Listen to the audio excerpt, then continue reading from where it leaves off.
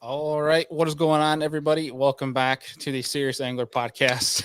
We're back with the captain, Mr. Andy Full. And as always, I'm your host, Bailey Egbert. Andy, what's going on, dude?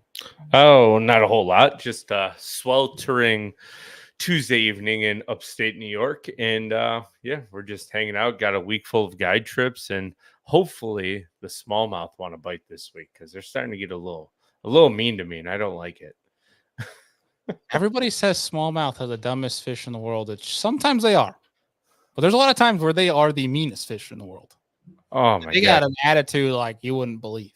I mean, when they want to bite, they'll bite. But when they do not want to bite, you might as well go catch sheephead. They're They'll like actually my bite. wife that just ran downstairs in the podcast studio. They're a wild card. You never know what you're gonna get.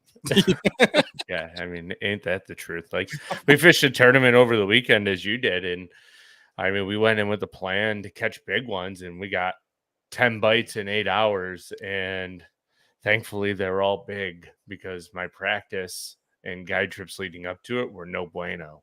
So, Oof. yeah, it worked out. Yeah, but no bueno for you is like still 30 fish and 24 pounds. No, Okay, I don't want to hear it. listen, when I'm saying no bueno, like on Tuesday, we had 11 fish in a guide trip with a 5.5 and a 5, and had 18 pounds for our best 5. Like, one of the worst days I had all summer. And then on 18 Thursday, plus. yeah, it was bad. And on Thursday, I don't even think we touched 18 pounds for I like think I might have had a bigger fish. bag than you on Saturday with my Adirondack fish. Man. Dude, you may have. It was I had two just brutal. fives, so maybe Yeah, there's it'd be close. but then on Saturday, summer tournaments, I don't fish a lot of them because fish die. We ended up having almost a 26-pound bag, but with three bass that decided to kick the bucket on us and dropped us down to 24, and I was a 24-3-4. We ended up finishing third. So it was a difference of one place, but like when you're catching them super deep, even if you fizz them, sometimes they die, unfortunately, and it was unfortunate. Hey, thanks, Chris. But you had a good weekend. Wrapped up AOI in the local trail, or one of the local trails. One of them, yeah. We wrapped up AOI for Slay Nation. Bridesmaid again. Dude, this is the 7th second place finish I've had this year. It's driving me mad. Like when I got there and I talked to one guy, and I heard he had beaten me by so obviously this is kayak terms, so 3/4 of an inch. So think of it as you catch 21 pounds, I catch 21 and a half. Think of it in that terms. I was like, damn it. Like, I swear to God, I had a bag for the Adirondacks. I had 94 inches, which I think I had pretty close to 20 pounds. And I was like, I swear to God, if I get second again, I was honestly asking for third because I didn't want to get another second. But we locked up AOI. That was cool. Won that. And then we got the big one this year. The big one for New York, I should say. The best trail in New York, NYKBF. That's this weekend. Cayuga Lake. That is being piss pounded this year. So it's going to be an interesting couple days. But at least from the looks of it, is every year the championship's always been on the first cold front of the year, which makes it a little bit interesting. At least we have consistent weather. So I'm hoping if you find them, they won't go anywhere. Is that this weekend or next weekend? It's this weekend. Oh, at least the weather's consistent. If it was next weekend, 80 every single day. Next weekend. Next week is usually what it's on. It looks like Tuesday we're going to have a big weather change. We're going to have some mid 40s at night and 70s. A couple of the weather forecasts are showing that, and a couple other ones are saying 80. So look out for next week in the fall bite to start. Yeah, I mean, dude, it's already gone down upstate. The Adirondacks were awesome. I mean, well, it's its own little biodome up there too. Like, the Adirondacks weather is completely different than the rest of the state. I mean, we can ask our guest coming on to start at Mr. Pat Schlapper about Wisconsin. Then you got northern Wisconsin and northern Minnesota. They probably act completely different, similar to us, where you got the Finger Lakes, and then you got northern New York, which is its completely own different thing. But what's cool about it is, we don't often talk about lake names or areas or anything like that. But I'll talk about the Adirondacks for the pure fact that it's if you want to go be a kid again and go adventure, that's some of the coolest places to go do it because there's hundreds of lakes. A lot of them you can't even get a freaking John boat into because you got to like trek through the woods and things like that to get into them. So kayak's a great place to bring it, but there's some places too you can get a boat on and have a great big parking lot for a boat, and you're the only one on the lake the whole day. And it's great fishing for the most part. They're pretty dumb, which we all enjoy dumb fish. So if you're looking for a great place to go, I encourage you because it's one of the still untapped places, which is awesome. So there's some pretty big bodies of water up there too. Big, yeah. Oh, huge. Yeah. I mean, you can throw Champlain in the mix, which, besides some of the bigger regional tournaments, it doesn't even 100 boat tournament, doesn't pressure that place very well. So it's, either way, it's some awesome fisheries up here, but I want to get to our guest here. So quickly before we get to Mr. Pat Schlapper and later Mr. Ken Duke on tonight, real fast for the folks, if you guys are looking to pick up some hard baits, Omnia is running a buy two get one free deal right now on all hard baits. So I want to take advantage of that. If you want to take advantage of that fall top water that's going on right now, it's kicking. Well, obviously you got your summer top water, but there definitely is a fun fall top water when they're starting to school heavy. Go take advantage of that. That crank and bite. Great time to be an Omnia Pro member because there might be some sales coming up that are for pro members only. So make sure you guys go and get signed up. It's only $50. A great time leading up into the holidays. Save some money on it. And then quickly before we get into our guests next week, we have a double header for you guys, and that is we'll be live with Luke Duncan as well as we bringing on the folks from Fishlong. If you haven't heard of Fishlong, it's a pretty dang cool new kids on the block that are from a fishing conservation standpoint. Aerators that are in your boat, and we'll dive into the whole thing because I'll butcher it. But we're gonna get their team on here next week and we'll talk about it because if you own a bass boat, you fish tournaments, you put fishing live at all, this will be very interesting for you to look into. Could have used that on Saturday. I was gonna say, yeah. But I think Andy, without further ado, let's get our guest on here for tonight, Mr. Pat Schlapper. What's going on, dude? Not much, just hanging out in the basement and enjoying the last warm weather we're going to get for a while. So it's like 85 here today, so it was pretty nice. Shoot, you're warmer than us. I mean, we're getting cold front next week. When are you guys supposed to be getting it? I'm not sure. I haven't really looked. I just know it's going to be coming to an end. Which I'm honestly looking forward to cooler weather because that's when I really start to catch them good on the Mississippi River and some of the other lakes around here. I've got a tournament in northern Wisconsin here start practicing next Monday. So when the cooler weather comes is when them fish really start to bite. So I'm anticipating that, but I'm also enjoying the warm weather. Well, dude, before we get into the bulk of the conversation, I learned something about your guys' region and the terminology that you may use. So for anybody that's watching this right now that sees your hat that says Jim Jack, I think we should get the ball rolling on getting people to learn what Jim Jack means. we should get this train rolling. Yeah, I mean, Jim Jack is something.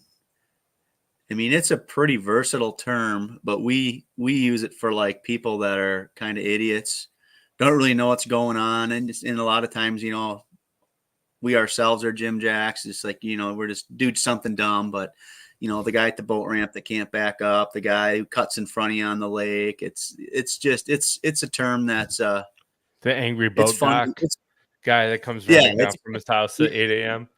Yeah, exactly. I mean, there's just a lot of ways to use it, and a friend of mine actually came up with it, and it's a fun term. We're gonna start using that on the show. When we don't want to swear on here, we'll start calling people Jim Jacks. Yeah, just call them a Jim Jack. I mean, it works good. It's a good term. Yeah. So actually, I'm going to run this by you. We talked about it offline actually, but talking about swearing, you know how there's like swear jars. Some people have them. Like if you swear, you got to put $1 in the jar or whatever. Yeah. Well, so with all this craziness and all the drama that has been going on in fishing, I was thinking this idea. It's like, well, maybe we can make some good of all the negative conversation. Is what if we made an FFS jar where if you talk about forefacing at all, you got to put $1 in the jar, and then we'll take the proceeds at the end of each month and put it to charity. I think that'd be kind of fun, and then we'll kick it off. I have some forward-facing shows. You would help a lot of people, I think, if you tuned into every podcast or any show, anybody's social media. I mean, it just seems like that's what you have to talk about right now, which is pretty sad. But I try not to say much about it. I have my opinions on it, and I certainly will discuss them with people, especially people that are radical about it. And I kind of like to talk about facts instead of opinions. And that's the thing with it, is there's not a lot of facts out there. Like, people, they want to tell you it's, horrible for conservation, and it's bad for the fish, but how do you know that? And then they want to say, well, those fish that are out suspending, those are untapped fish and we shouldn't be able to see them, but then they're fine going and catching those same fish on the bank when they're spawning or when they're in a clump of grass. Like, there's just all this unknown stuff that people jump to conclusions about. And that's just what bass fishing is all about now, is talking about that. And if you don't talk about it, then you don't get all the clicks and views that you're supposed to get. And it's getting old. I just want to fish and have fun. And I'm fortunate to get to do what I do. So I'm going to keep my complaining to a minimum. And when I do say something, it's usually at a time where, it needs to be said.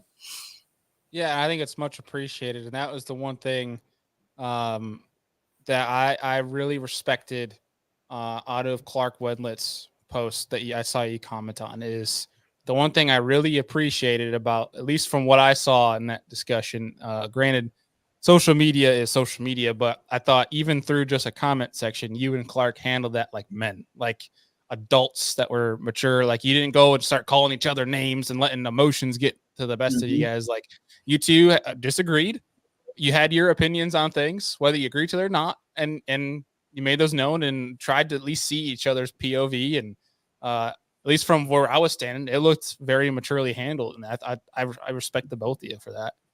Yeah, and we had actually talked at the St. John's. We talked at the St. John's River briefly about it, and he misinterpreted some of the stuff that I had said, for sure. Like, he said that I said it was easy to do, and it's not. There's people that make it look easy, but anybody who's used it a lot knows that it's not always easy. And a lot of times, I just fished a tournament, on the Minocqua chain, which is a couple hours north of me. It's a pretty big tournament up here, 70 boat tournament. And if I wouldn't have stuck with doing that, if I would have went and fished my old school largemouth milfoil and docks and wood stuff I fished up there for 20 years, I guarantee I could have done a lot better, but I couldn't get away from it. So it's not always easy. And Clark, I respect Clark a ton. He's kind of quiet, but I've had some good conversations with him. And his point of view sets his opinion, and he has his right to it, and I respect him for it. And I think he respects what I said. And you're right. It's not like we were at each other's throat. And next time I see him, it's going to come to blows. Like, we might like talk about it, but it's not going to be like he's going to look down on me, and I certainly don't look down on him. So, but unfortunately, that's not how it's handled in a lot of situations. Yeah, and that's why I respect the heck out of it, because at the end of the day, like, you guys could go get steaks and a beer and whatever and go fishing, and it's not a big deal. Like, it's okay. That's the biggest thing nowadays that drives me nuts, is just, I have some great, Andy and I don't see eye to eye on a lot of things, but we can disagree, and at the end of the day, we're still going to talk some crap, but we're still also going to respect each other's opinions. And I just don't understand, like, just because you and I disagree doesn't mean that we can't handle it like adults. I don't know. I don't want to go down the whole wormhole. Are you just talking about how you're an Eagles fan? Is that what we're agreeing to disagree on right now? I mean, that's one of the many, but yes. And I don't want to talk about it. All right. I'm already still hurt from last night. I don't want to talk about the Eagles. Well, was it a minute 34? Yeah, I just said I don't want to talk about it, Andy. This is one of those things. That's the thing. I might hand that very immaturely, actually, to be honest. Football's a different story. Yeah, I don't watch a ton of football. I'm usually out fishing or in the woods, but yeah, people get worked up about all that stuff too. It's kind of similar actually, but It's very, when you know what I relate it to, Pat? I relate it to the Taylor Swift thing. That's the same as forward facing right now, because you got people that's like, I don't want to see Taylor Swift, and then it's the same deal.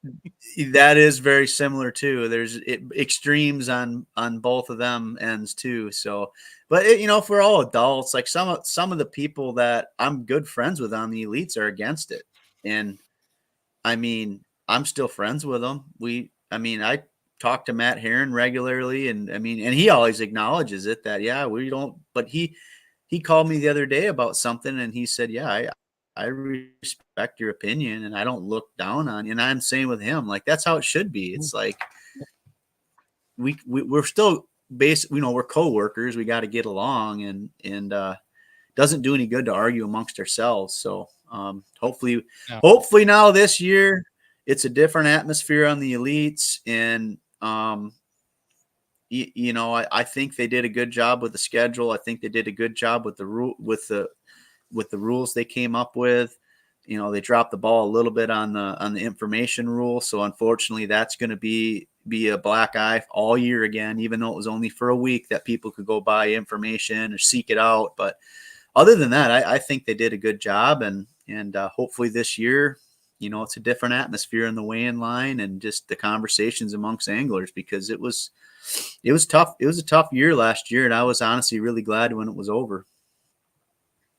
Yeah, and that's the one thing I'm curious about now is, they had that rule and then they changed it, like you said, after a week, where it's like if a guy goes and gets polygraph now and he admits that, I had information during the 1 week, like how do you even, that's a huge gray area now. You know what I mean? Well, when they came out, like, honestly, I was fishing on the Mississippi down, a few pools up from La Crosse with a friend of mine when the email came out, and all I did was look at the schedule, and I was like, yes, we're going to La Crosse. Like, I had heard rumors, of course, like all these people find out the schedule ahead of time. So I heard rumors we were going to La Crosse, and I didn't even look at anything else. Well, then Bob Downey texted me and he's like, so we can get information till January 1st now? And I'm like, no, I didn't. He's like, well, did you read the email? I said, no. I went back and read it. I'm like, you got to be kidding me. And then all of a sudden I just started getting texts from all these people. And I'm like, what in the hell did they do? Like, I don't know how they got that out of that 5-hour meeting we sat through. I really don't. But I honestly, when I saw it, I'm like, they're basically trying to take the gray area out of it, so they don't have to hear about it. Like, okay, if someone's going to go buy information and hire guides and whatever, do all that, which I don't think we can hire guides, but you can, people were buying information from guides last year. Like, if you want to go do that, you got till January 1st, and then it'll be easier for them to pass on a lie detector. So now it's all going to be like last year, where it's, we're going to hear about it. Well, he bought waypoints, or he did this, he did that, which, I didn't. And that's all I'm worried about. Like, that's not how I operate. And if people are going to do that, they're going to do it. And I'm just going to try to fish for the fish I find and not somebody else's. Yeah. Heck yeah, man. That's how it should be. Like that. That's when Cliff Prince won. You said it perfect. I found my own fish. That's kind of like the way. And I know a lot of guys do that. And that whole rule, to me, the first thing I thought was that made your guys' job a hell of a lot harder. The people that want to go find their own fish.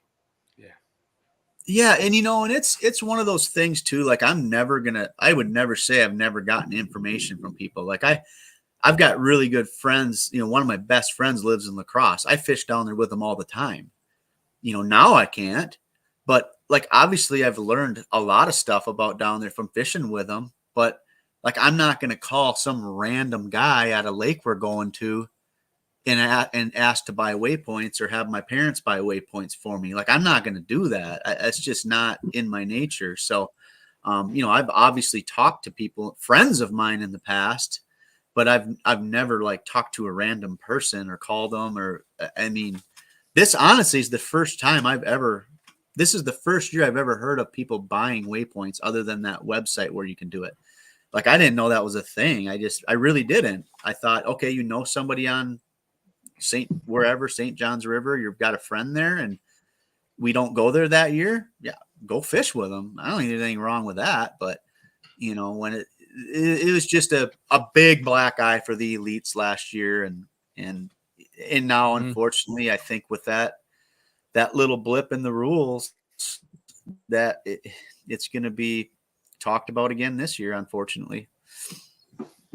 Yeah, hopefully it's just it's not as big of a deal, when it comes to the crunch time, but we'll never know. Either way, it's just I'm intrigued by the schedule. I'm intrigued to see what the change might do for you guys. But man, to steer away from that, I'm just kind of curious. You're 29th in AOY points, going back to the Classic. From your eyes, how do you feel about the 2024 season you had? It was inconsistent. The year before I finished 19th, and I think I missed 3 cuts that year too. This year I missed 4 top 50 cuts. I had a rough, I missed 3 cuts in a row in the mid part of the season, which I've never done before. And I was pretty down in the dumps, because I had a really good event the first one, really bad one the second one, and then I just couldn't recover. I actually missed 4 cuts if you count the Classics. So I didn't know what was going to happen. And then I started fishing better, and I was always around that. I don't know. I think I was out of the Classic cut partway through the year, but I was never that far out, and then I just kind of gradually crept my way in, and then just kind of settled in where I did, because I had, some good events at the end of the year, decent events where, making cuts, top 30s, and that's what you need to do. So anytime I make the Classic, I'm happy. I mean, it's just, that's an accomplishment to me. This will be my 4th one. And staying in the top 30, I got an extra 10 grand, which is nice at the end of the year. So, it was a good year. Obviously I'd like to do better, but 29th is good in my eyes. Yeah. I mean, shoot, you look at that list of names, man, it's a damn good list of names to be in a top 30 of. That's for dang sure. It really is. And you look at some of the guys that didn't make the Classic this year, and it just makes you appreciate it even more. I mean, some big name guys that, don't miss. I don't know if they've ever missed a Classic, and it's just a changing landscape. And I'm always thankful to make the Saturday cut. And I think a lot of people, not a lot, but there's a decent amount of guys that take that for granted. There's a lot of guys that take making it to the Classic for granted. Like I don't. Like I work hard. I don't slack off. I'm hard on myself when I don't do good. When I do well, I'm realistic about it. So it's just it's not easy to do it, and it's not easy to stay on your game throughout the season. I mean, 9 events that's a lot of tournaments to keep it together for. Yeah, definitely 100%, man. And it's definitely one to, I mean, shoot, get in the top 50 for looking at these names. It's one in itself. So it's definitely pretty incredible to see where it's changing. And we made a post when the week of your guys' last event, when Cullen retired, Zona retired, we made it like, we're going to look back on this in 20 years as a major like milestone, if not chapter in the bass fishing space, where a lot of things really started to change. Like, this is the literal changing of the guard happening in front of our eyes right now with Rick Clun leaving, Zona leaving. It's a big chapter that is turning the page in bass fishing. And that's one of the things actually we're going to talk about with Ken Duke later, is like, we're going through it right now. This is a major turning point in bass fishing. Yeah, it is. I mean, there's so many, these young guys coming up that are phenomenal, and it's just the whole landscape is changing. And, I'm really fortunate. I went on a limb and qualified when I did, and I get to be a part of it. And for how long, I don't know. I think I've fished well enough where I'm not worried about getting cut anymore, but it's just a matter of how long I want to do it and still enjoying it. And, when it gets to the point, money wise, where I think I can be done. And my goal has always been to, when I'm 50 years old, to have financial independence to do what I want to do. And that's only 9 years away. So if I make it 9 more years on the elites, then I might hang it up. It just all depends. So stuff's changing fast. People are coming and going and shuffling all over the league. So it's a crazy time in bass fishing right now. And Clun and Zona leaving was definitely an eye opener for I think a lot of people. I'm intrigued to see who's gonna fill the gap with Zona, and obviously not having Clun is gonna be interesting, but from a production standpoint, it's like who's gonna replace Zona? That's a big hole. There's not many people that could do it. I mean, I could think of a couple. I'd like to see James Watson do it. I think he'd be awesome doing it. But other than that, there's just not a lot of people with that personality and knowledge of fishing. That's the thing with Zona is he's got the personality to do what he does, but he knows what he's talking about fishing wise too. Yep. So to find someone that's checks all those boxes, man, that's gonna be tough. Watson's about the only one I can think. Well, Swindle would be great too, but he's fishing. So right. There's a couple people that come to my mind that I think could potentially be good in that role. Yeah, somebody that can bring some flavor, you know what I mean? Where it's like you kind of have the different hats. You got the Ronnie, the analytic guy, and then you got Tommy, who's like the professional, steers the ship, super clean, and you got Zona, who's like the master but brings the flavor. You know what I mean? Where it's so it's Watson would be awesome. I wish, because bass fishing, I feel like in its from a tournament perspective, professional bass fishing is very similar. When it's always compared to all the time, it's with NASCAR, and the audiences are the least of professional when you compare it to, I feel like, all the other sports. Yeah. So I feel like the less clean we get, like, I feel like the more people relate to the broadcast, if that makes sense. The more or if you let James Watson on and let him just roll like how he likes to roll, I feel like a lot of people relate to that pretty heavy. Here's a perfect analogy. Okay. Pat McAfee. How many more people are watching that because of Pat McAfee swearing on ESPN, ripping his shirt off, taunting other fans? Like, people watch that for that, where it's like, if you let like Watson on and let him roll, wear the foot boat docks hat, like it would make for quite the entertainment. I feel like it'd be awesome. It'd be great. It'd be great for everybody. I mean, I think he'd maybe have to put a muzzle on it a little bit at times, but I think he'd be great. Yeah, it's going to be interesting to see what adjustments Bass makes moving forward with that. But someone actually mentioned, it was Bass Fanatic here, said talking about the team series. Do you wish Bass had something kind of like that, like the team series? Oh my God, yes. Yes, I think like amongst all the people I fish with up here, all the tournaments, and like last year when they started doing that was the only thing they were talking about, because that's what most people do is fish team tournaments. And then I like how they adjusted it this year, where it's a true team. They're in a boat, and I think that'd be awesome. Or like the what's the big bass thing? What's it called? Where they have the heavy hitters. Like, I think that'd be great too. Like, just to have some extra events where you could potentially make some more money, get some more exposure. I mean, I think that would be absolutely awesome to like take the top 50 in AOI and have a draft, or just, bracketed where whoever's number one goes with number 50. I think that would be awesome. And I think the fans would love it, but I don't know if we're ever going to get to do that, because a lot of the elite guys, I mean, as soon as the season's over, they're hunting. Like, they don't fish anymore. They just go sit in the deer woods or elk hunt or duck hunt. So I don't know how many of them would want to do it.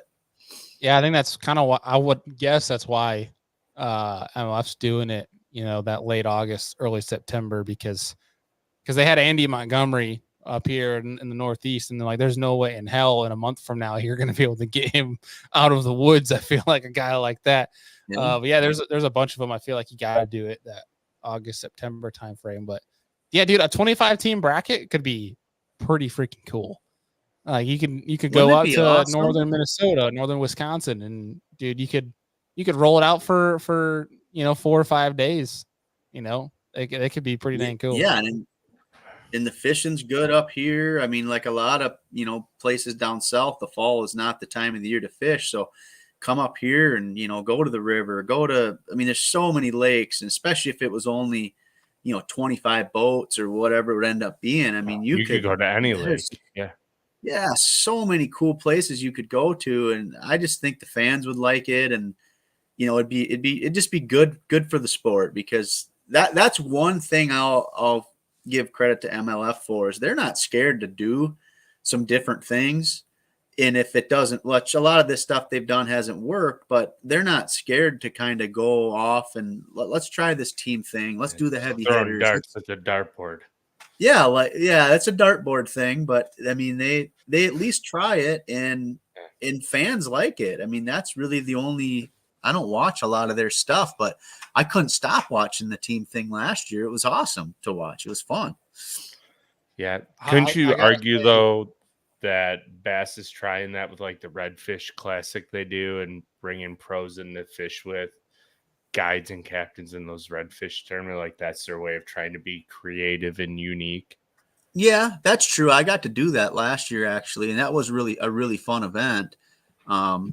It was cool. I mean, that is one thing they do, but I think that's only Yamaha people and that get to fish it. And that, like last year, it was Justin Atkins, Scott Canterbury, Drew Cook, and myself. We were the ones that got to do it last year. And then there's like the top 4 from some redfish league.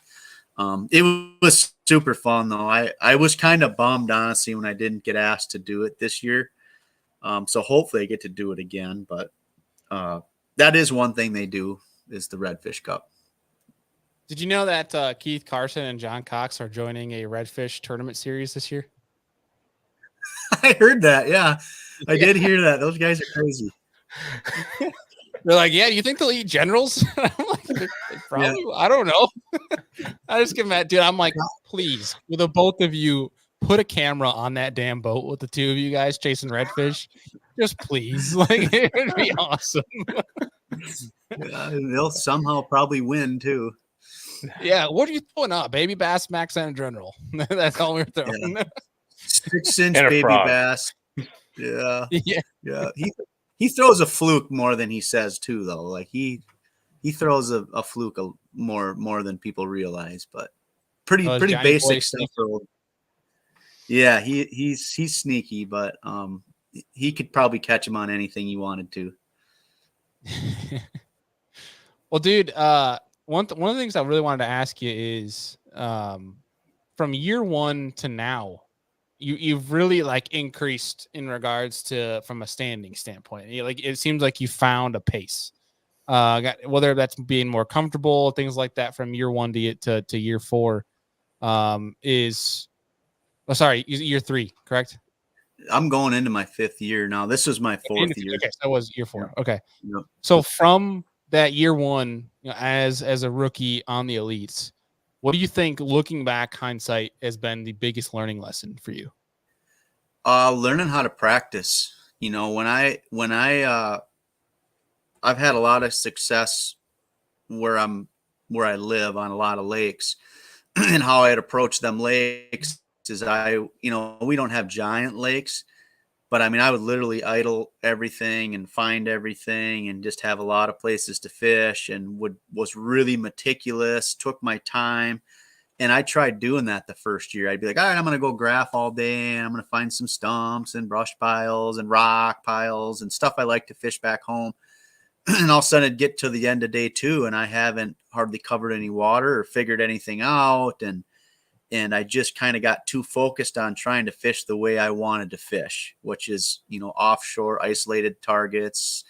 I love dragging a football jig, a Carolina rig. Like that's my favorite way to fish. And I tried making that work too much.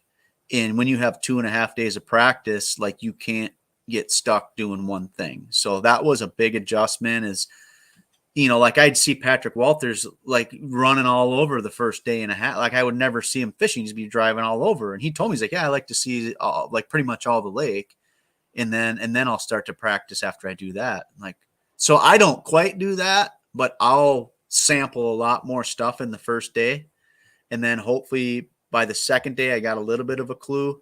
And by the end of the second day, I'm kind of dialed in. And then day 3, I can refine it and maybe expand on it a little bit. And then also, taking small clues you find in practice and expanding on it throughout the tournament. Like if something's not, you don't quite got it figured out. Like in the past, I would like panic, where now I'm just like, no, I'll just keep building on it and I'll run into them. So that was probably the biggest thing, was just learning how to practice efficiently and not being scared to try something else, something different in the tournament, or go off on a whim in a tournament, and just basically keep practicing during the tournament. So that's probably the biggest thing, honestly. Yeah, and I feel like there's been a lot of guys that find a lot of success that say the same thing. I got to talk to Seth, after the year he won Angler of the Year. And that was one of the things he told me, was going into day 1 of the tournament, he doesn't want to have it all figured out, because chances are if you have it all figured out, then things are going to change and you're going to get too stuck in that come tournament day, and it's going to, won't be able to catch up. Whereas if you have, 2/3 of it figured out, you can figure out that last third in the tournament. So it's, I definitely hear a lot of guys say that, ones that definitely are consistent anyway, when it comes to practice. But it's cool to see how that adjustment over the years helps in regards to the practice thing. I hear a lot of guys say that from once they're rookies and then move on, is that's the biggest thing they seem to refine, is practice strategy more than anything else. Yeah, and now like I come back home and like, where I was just at the Minocqua chain, I used to think it was gigantic. I'm like, oh my God, I got a week up. I don't know, I'm not gonna be able to do everything, because there used to be a 2 or 3 day championship tournament up there every year, and we'd go up there all week. Well, at the end of after a day and a half up there for this week, I'm like, I don't know what the hell I'm gonna do for the next day and a half I got. Like I'm just so much more efficient at doing things now. And like I still do really well locally, and I usually will practice one day, just because A, I don't have a ton of time, and B, I just don't feel like I need to in most scenarios. So where in the past I'd be like, I got to put in at least 2 days and hopefully 3 days. So it's helped me a lot in local tournaments too, just learning how to be efficient on the water and just, have small clues and build on it in the tournament. Yeah. So with that, for your off season, like, are you doing anything? Do you have like a side gig or anything like that, or is it all just prep for 25? No, well, I've worked at Shield since 2004. They're my title sponsor, and I typically would work there, throughout the off season and through the season too, when I would come home. But now I don't do that anymore. It's just gotten so busy with sponsor stuff, and when you got to sell a boat every year, re-rig a boat, and work on getting stuff for that boat, and planning for the next year. As soon as the season's done, like I feel like I got about 3 weeks, and then I start contacting, sponsors and maybe new sponsors, and just kind of touching base with everybody. Spend a lot of time with my wife and with my dog, and I do hunt a little bit, but I don't do anything else for work besides, fish local tournaments, and that's about it. Yeah. Dude, that Minnesota tournament scene, I feel like correct me if I'm wrong, but that Minnesota, Wisconsin is probably dang near close to like the Alabama tournament scene, from the like a Bass Nation standpoint. I mean, you got the Champions Tour as well in Minnesota area, but like out by you guys, I feel like is very comparable to that of like an Alabama local competition anyway. We don't have a lot of big money tournaments though.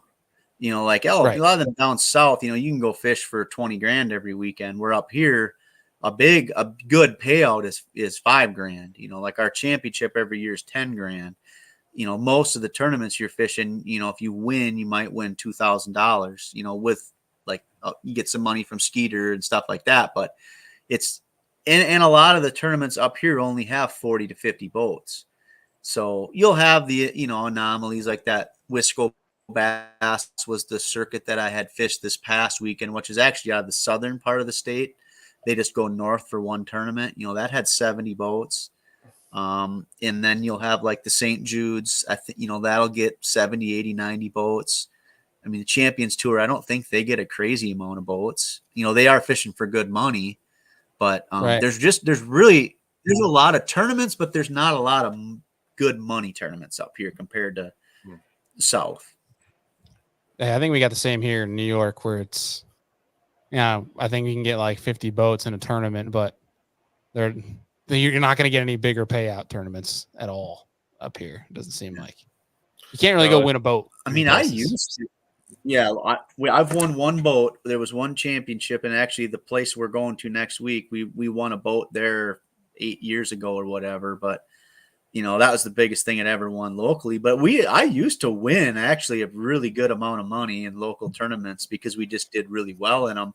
And there was a stretch where Skeeter used to give you, you'd get an extra $5,000 if you won a tournament that had 30 teams or 60 competitors. So I would get, and you could get up to 3 of them a year. So I would get 3 every year. That was 15 grand. There was summers I won, 35 to 45 grand fishing locally around here. So you can win some money, but you got to win. You got to win a lot, and you got to fish a lot of tournaments. Yeah, no kidding. Yeah. Well, I guess for this year, it's probably kind of a nice adjustment for you not having to go work at Shields. Now you can kind of get all your time to essentially, because you're going to say you're not hunting, training almost, if you will, for the 25 season. Like, do you head south once the ice comes in to stay on the water, or what are you doing to keep busy for that? I typically will leave. Usually we go on a trip in the winter. Like we've gone to Jamaica the last 4 or 5 years. This year I'm not sure where we'll go, but that's usually the end of December, and I'll usually hit the road and go south the first or second week of January, and then I'm down there until after the first 2 events. So this year, we're going to the St. John's, which I've been to a ton of times. I don't know if I'll go there. I probably will end up going there just because I'm going to go fish Okeechobee because I've only been there, one time. But the older I get, the less I like winter. And I like to be south. I like to just be on the water, making sure everything works. And I don't want to be the guy showing up for practice and that's the first cast you've made since last season. Like, I just don't think you're not going to be as good as you could be. So I like to be on the water when I can. And I do put in a lot of time in the winter. Yeah, I feel like you spend the whole first practice at least trying to knock the rust off, especially for the guys that just don't touch anything until, like you just mentioned, like they're touching all brand new rods and everything for the year, first day of practice, whereas you've been on the water for weeks, months at a time, where I think that's there's been a few comments, through here of people saying that, where it's, the guys that don't touch anything over the winter, and then all the young guys who are literally out every single day. That's a big reason why I think the younger generations are catching up so fast, is simply just the amount of time. Yeah, when I'm out pre-practicing, like when I was on Toledo Bend and Fork, and I didn't see a whole lot of veterans out. It was the young guys, the rookies, and a few of the other people that just like, they love to fish. They're going to put the time in and work hard. And like for me, I'm not some superstar. I'm a decent and good angler, I guess you could say, but I'm not the guy. Like, I got to work hard at it. Like, I got to learn new techniques. And when I dive into a new technique, I put a lot into it because I want to know that if I'm fishing next to somebody that I know is really good at doing something, that I'm just as good. So I'm going to work as hard as I can and refine it as much as I can. And that honestly, I think, is a big reason why I did really well in that first tournament, is I just was pretty focused and pretty damn dialed in on what that type of fishing, because I had been in Texas for 2 months pretty much fishing that way because I didn't have really any experience doing it. And I put a lot of fish in the boat and had some systems pretty dang refined when that tournament came around. So I know that gave me an edge because like the area I was fishing there, I mean, there was 70% of the field in that bay. And I mean, there was a reason why there was 3 or 4 of us that beat everybody pretty bad. So, and for me, I wouldn't have done that well if I just would have went down there and for the practice. There's no way, because I learned so much in that time I spent in Texas just fishing, pre-practicing, but also just fishing other lakes. I went fish Rayburn, I fished in small lakes around Fork, and I was pretty dialed come that first tournament. Yeah, no, that makes sense. Nothing beats time on the water. That's for sure. Yeah, and you're not. I mean, you can beat me on the water. I obviously get beat all the time, but there's not too many people that are going to outwork me. There are people that do, but not many. Like, I mean, I put in a lot of time because it was a risk for me to try to get here. I'm very thankful to be on the Elite Series, and if I get caught for poor performance, I don't want it to be because I didn't work hard. If I get cut because I wasn't good enough, I'm fine with that. But I'm not fine with looking back and saying, well, crap, if I would have stayed, that week between events, if I'd have stayed down and practiced and worked on stuff versus going home and sitting around, I might still be here. So I'm not going to not work hard to try to stay where I'm at. Yeah, dude, I love that. And it sounds very similar to that of with Justin Hamner. And that was one of the cool things that resonates me with him is, from where he started to where he's at now. Obviously, classic champ, one of the bigger names right now, at least for this year in the sport, where it's anybody talks about the whole negative thing that's been going on. He's like, he goes, I don't care. He goes, I get to fish for a living. What gives me the right to go and complain? And so I absolutely love that mindset about him, where he's just thankful for each day to do what he loves. Like now he was saying how his wife is now like his manager and stuff like that. So he's on top of the world. I love guys that go into it like that, like yourself, where it's like you're gonna roll with the hits. I mean, you'll say something when it needs to be said, but for the most part, like you're there just grinding at it, and you'll roll with whatever comes your way, and you're gonna catch them however needs to be the way to catch them.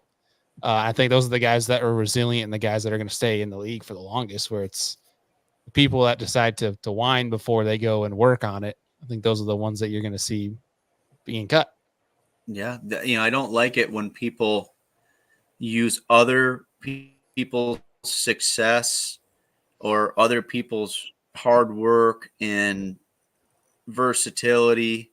I don't like it when they use that as a crutch for why they're doing bad. Like they want to point the finger at everybody else but themselves. Now that's not the same for everybody, but there are a group of people that they just want to point the finger, where it's like, dude, I didn't, when was the last time you pre-practiced? Like the days of just showing up to these events and thinking you're going to do good, with exceptions. There are people that can do that.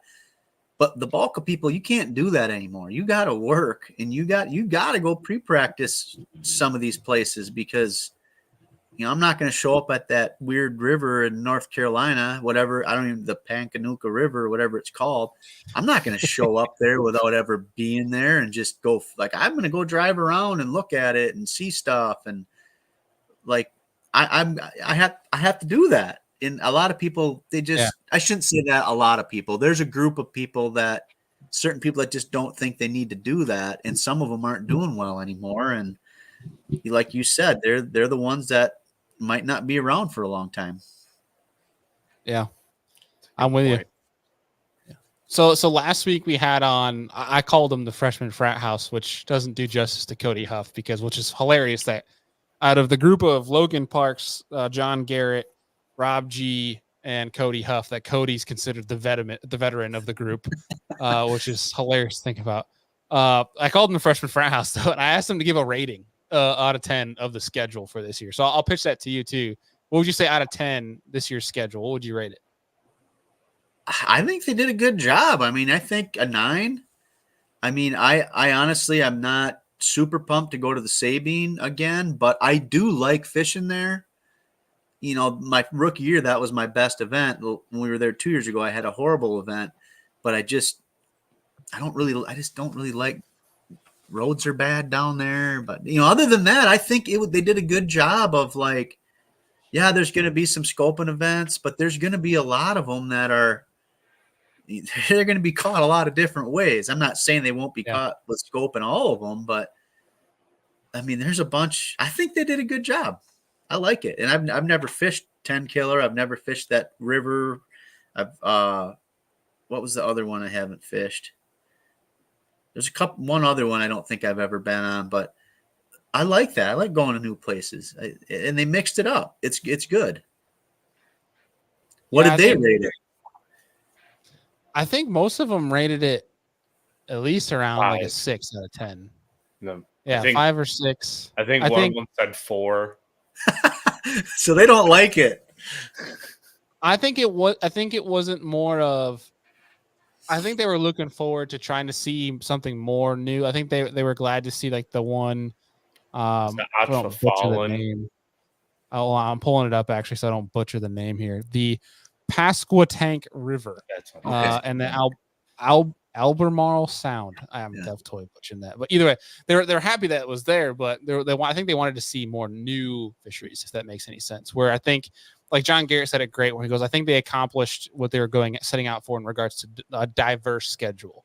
Where he goes, I think you're going to see a lot of diversity. But they're also like, yeah, 10 killer in June's going to suck from the heat type of deal. Like they're saying certain fisheries like that are going to be hot as hell. But I think that was literally some of the only negativity that came from it.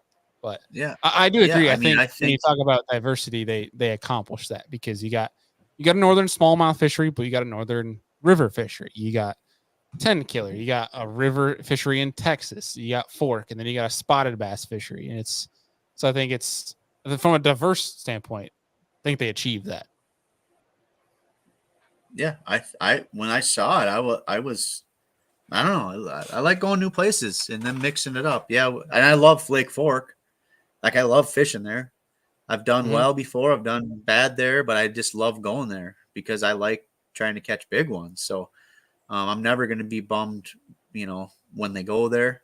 I'm pumped about lacrosse. I had a bad event when we were here a couple of years ago, but I've put a ton of time in down there since then. And I'm excited for that. St. Clair, I'm excited for that. I mean, I think they did a good job. Yeah. Yeah.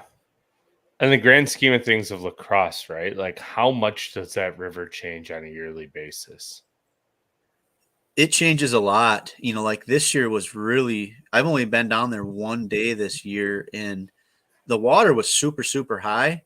So the vegetation the grass didn't really, or the rice, it was a fraction of what it usually is.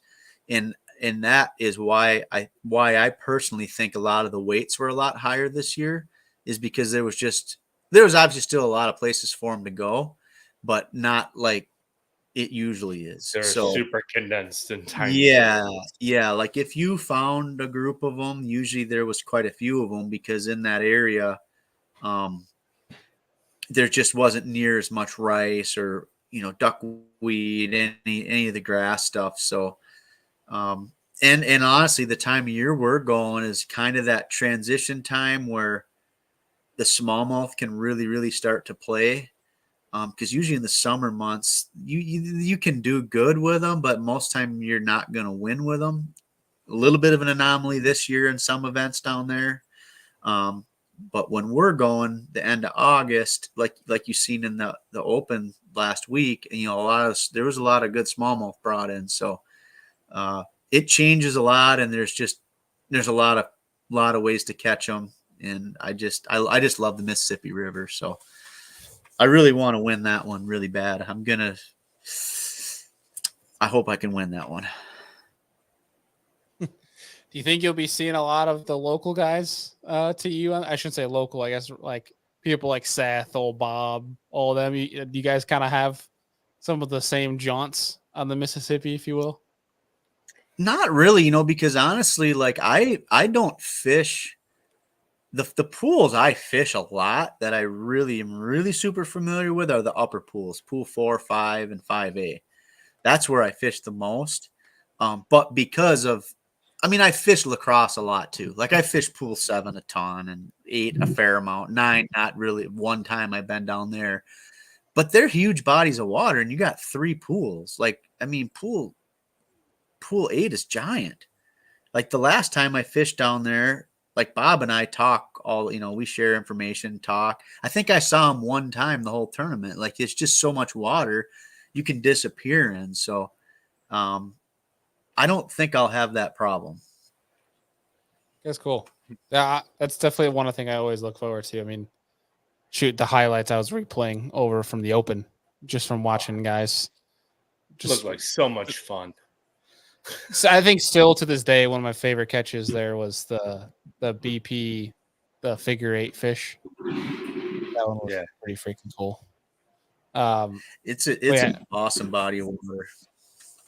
Yeah. So dude, before we let you go here, we're gonna wrap this up here and let you go. But actually, Andy, do you have anything else for Pat before we hit him with the last question? You can hit him if I think of something. I will, but go ahead. Yeah, we're being a bunch of Jim Jacks right now, Pat. Yeah. We got to get that going, man. That's my goal now in the Northeast. We're gonna get the Jim Jacks going. All right, you're gonna come up here. Actually, that was one of the things I actually wanted to bring up here. We had a comment from MJ that said, "I'm curious from your standpoint as an angler," but he said, "Thank God for not going back to St. Lawrence." Is this a shared opinion from you guys in the elites, or you guys? I'm sure you guys always love fishing it, but I love going there, and I love Champlain. Like I was happy to see that we're ending in my neck of the woods. But like if they were if Champlain and St. Lawrence were on the schedule, I would still be excited to go. I love them places. Like that's what I tell whenever anybody asks me, like, where's your favorite places that you fish all over the country? It's upstate New York. It's Champlain and the St. Lawrence. Like if you want to go catch a bunch of fish, go to Champlain. You might not catch a 5-pounder, but you'll catch a lot of 3 to 4s. If you want to have a chance at a gigantic one, you go to the St. Lawrence. Like I would never complain about going there, but I am happy that we're given a little bit of a break. Yeah, I think from a fan standpoint, I can see what they're saying is year over year. You know what I mean? Where I think like, although this year Champlain was pretty fun to watch, I would say that with a lot, it wasn't like last year where it was everyone doing the same thing in the top 10. Or the top 10 this year, I feel like was very diverse. You got guys doing the smallmouth thing. You got guys that were flipping grass. You got Zaldane throwing glide baits. Like it was cool to see the guys that did well all had a very diverse way of catching them. Yeah. So we definitely saw that highlighted this year. But man, what would make the St. Lawrence fun is if they made it a largemouth only derby and said no brown ones. Yeah, but then you got 30 guys all in the same spot with each other fighting over.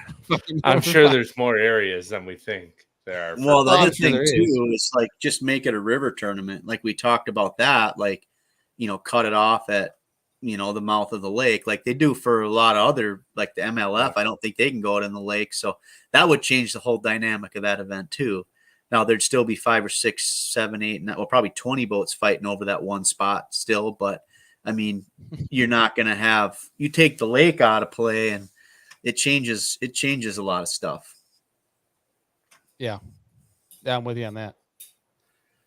Well, dude, we're gonna wrap this up. And our last question for you, we like to ask everybody that's the first time on the show, and that is if you could sit down with 3 different individuals. They could be fishing. They don't have to be fishing. Sit down, have a steak, have a beer, and pick their brain. What 3 individuals are you going to invite? Wouldn't be anybody in the fishing space. It would be, pretty easy for me. It would be my grandpa Ray, my grandma Mavis, and my brother Matt. that would be pretty easy picks for me. I love that, dude. Hell yeah. Pat, thank you so much for taking time out, man. Really appreciate you taking the time to come on the show, talk with us, recap some stuff. And man, I just appreciate watching you as an angler on live and the things that you do. I love what you believe in and you stand by them, and keep doing you, man. I'm going to do my very best to fight the good fight over here and get Jim Jack going in the Northeast. So by the time you come back next year for the St. Lawrence, which is likely be on the 26th schedule, you'll be hearing Jim Jack all over the place. All right. Send me your address and I'll send you a couple hats, and then you can like wear it and at least get asked about it a little bit. And then you can throw it away. I will rock the hell out of that. All right. Yeah. Thanks for having me on. I appreciate it. And, you know, anytime you want me to pop on and give you my 2 cents, I will. I really appreciate it. Heck yeah, man. You always got a seat over here. Appreciate you. All right. Thanks, guys. All right. We'll see you, Pat. Yep. Mr. Pat Schlapper, everybody. Been a long time trying to get Pat on the show, and appreciate him taking time out to join us here. Obviously one of the hammers, the wave of the Midwest, if you will, that has come onto the scene. From the Seths, the Bobs of the Elite Series. I mean, definitely in that pool of guys that come from the Midwest that just lay the hammer down on the pro rank. So a lot to be learned from him, and definitely looking forward to get him on some more shows and really dive into some specific technique conversations, things like that. And definitely one we got to be getting on the Lure Lab, man. You know, I just had a fantastic idea, though, real fast before we get to our next guest. Yeah. We should have Keith Tuma interview all of like the upper Midwest anglers, and we just sit back and listen and let him run the show, because, you know, all the lingo, the Jim Jacks, the hot zone terminology would be flowing like New Glarus out of Wisconsin, right? Like it would just be flowing. It's been a minute since we've gotten this show's host back on here. Yeah. We got to get, it's got to be Tuma time, you know? Yeah. Tuma time. That would be hilarious. Midwest upper corner. Yeah. Yeah. Bob, all of them get Easton, because he's going to be on the Elites next year. Good Lord, that dude's insane. I think here's what I actually loved about it. I just want to hit on this quick, and then we're about to get on our next guest, one of my favorite people in the industry, Mr. Ken Duke. One of my favorite things about the Mississippi River event was you had some of the guys that have this coin thing. They're just scopers. There's the young guys. All they know how to do is scope. And they still freaking cracked the top 20 with Easton, Meal, all them boys. Like, yeah, we can do more than just scope. Like, it was awesome. Like Emil at Leach too. He was punching and flipping. He was top 10. So it's cool to see. I love seeing that happen with people. I love watching people prove people wrong. I think that's one of the things I'm trying to get at. But now we're gonna switch gears here a little bit. We're gonna talk with one of the, I would call one of the industry leaders here. You guys have seen him probably countless times on Bass Talk Live, but also on his own shows, the Bass After Dark, Big Bass Podcast, doing a great job of leading conversations, insightful conversations, very thought-provoking, and really kind of leading the charge on how we look at the industry, and somebody that I call a walking fishing encyclopedia. And we're going to get him on here. Would it be wrong to claim him as the historian of bass fishing? No, I don't think that'd be wrong at all. I mean, that's what, look at the Big Bass Podcast. You got two of the only fair. historians. To be honest, I feel to be like honest, I'm terrible, and I never listen to podcasts, so I'm horrible. Like, I'm just kind of going with the flow here. We're going to talk about all of it, I promise you, when we get here. But we'll have a quick message from Hobie Eyewear, and we'll be back with Mr. Ken Duke. I have to have the best eyewear. My eyes are essential to doing my job. It's the highest quality lens that I've ever used. Top of the line performance in these glasses. But they're priced for absolutely everyone. The everyday angler can afford them. As a touring professional pro, if I can depend on them, I know the weekend angler can as well. Hobie Eyewear, built for the pros. Priced for everyone.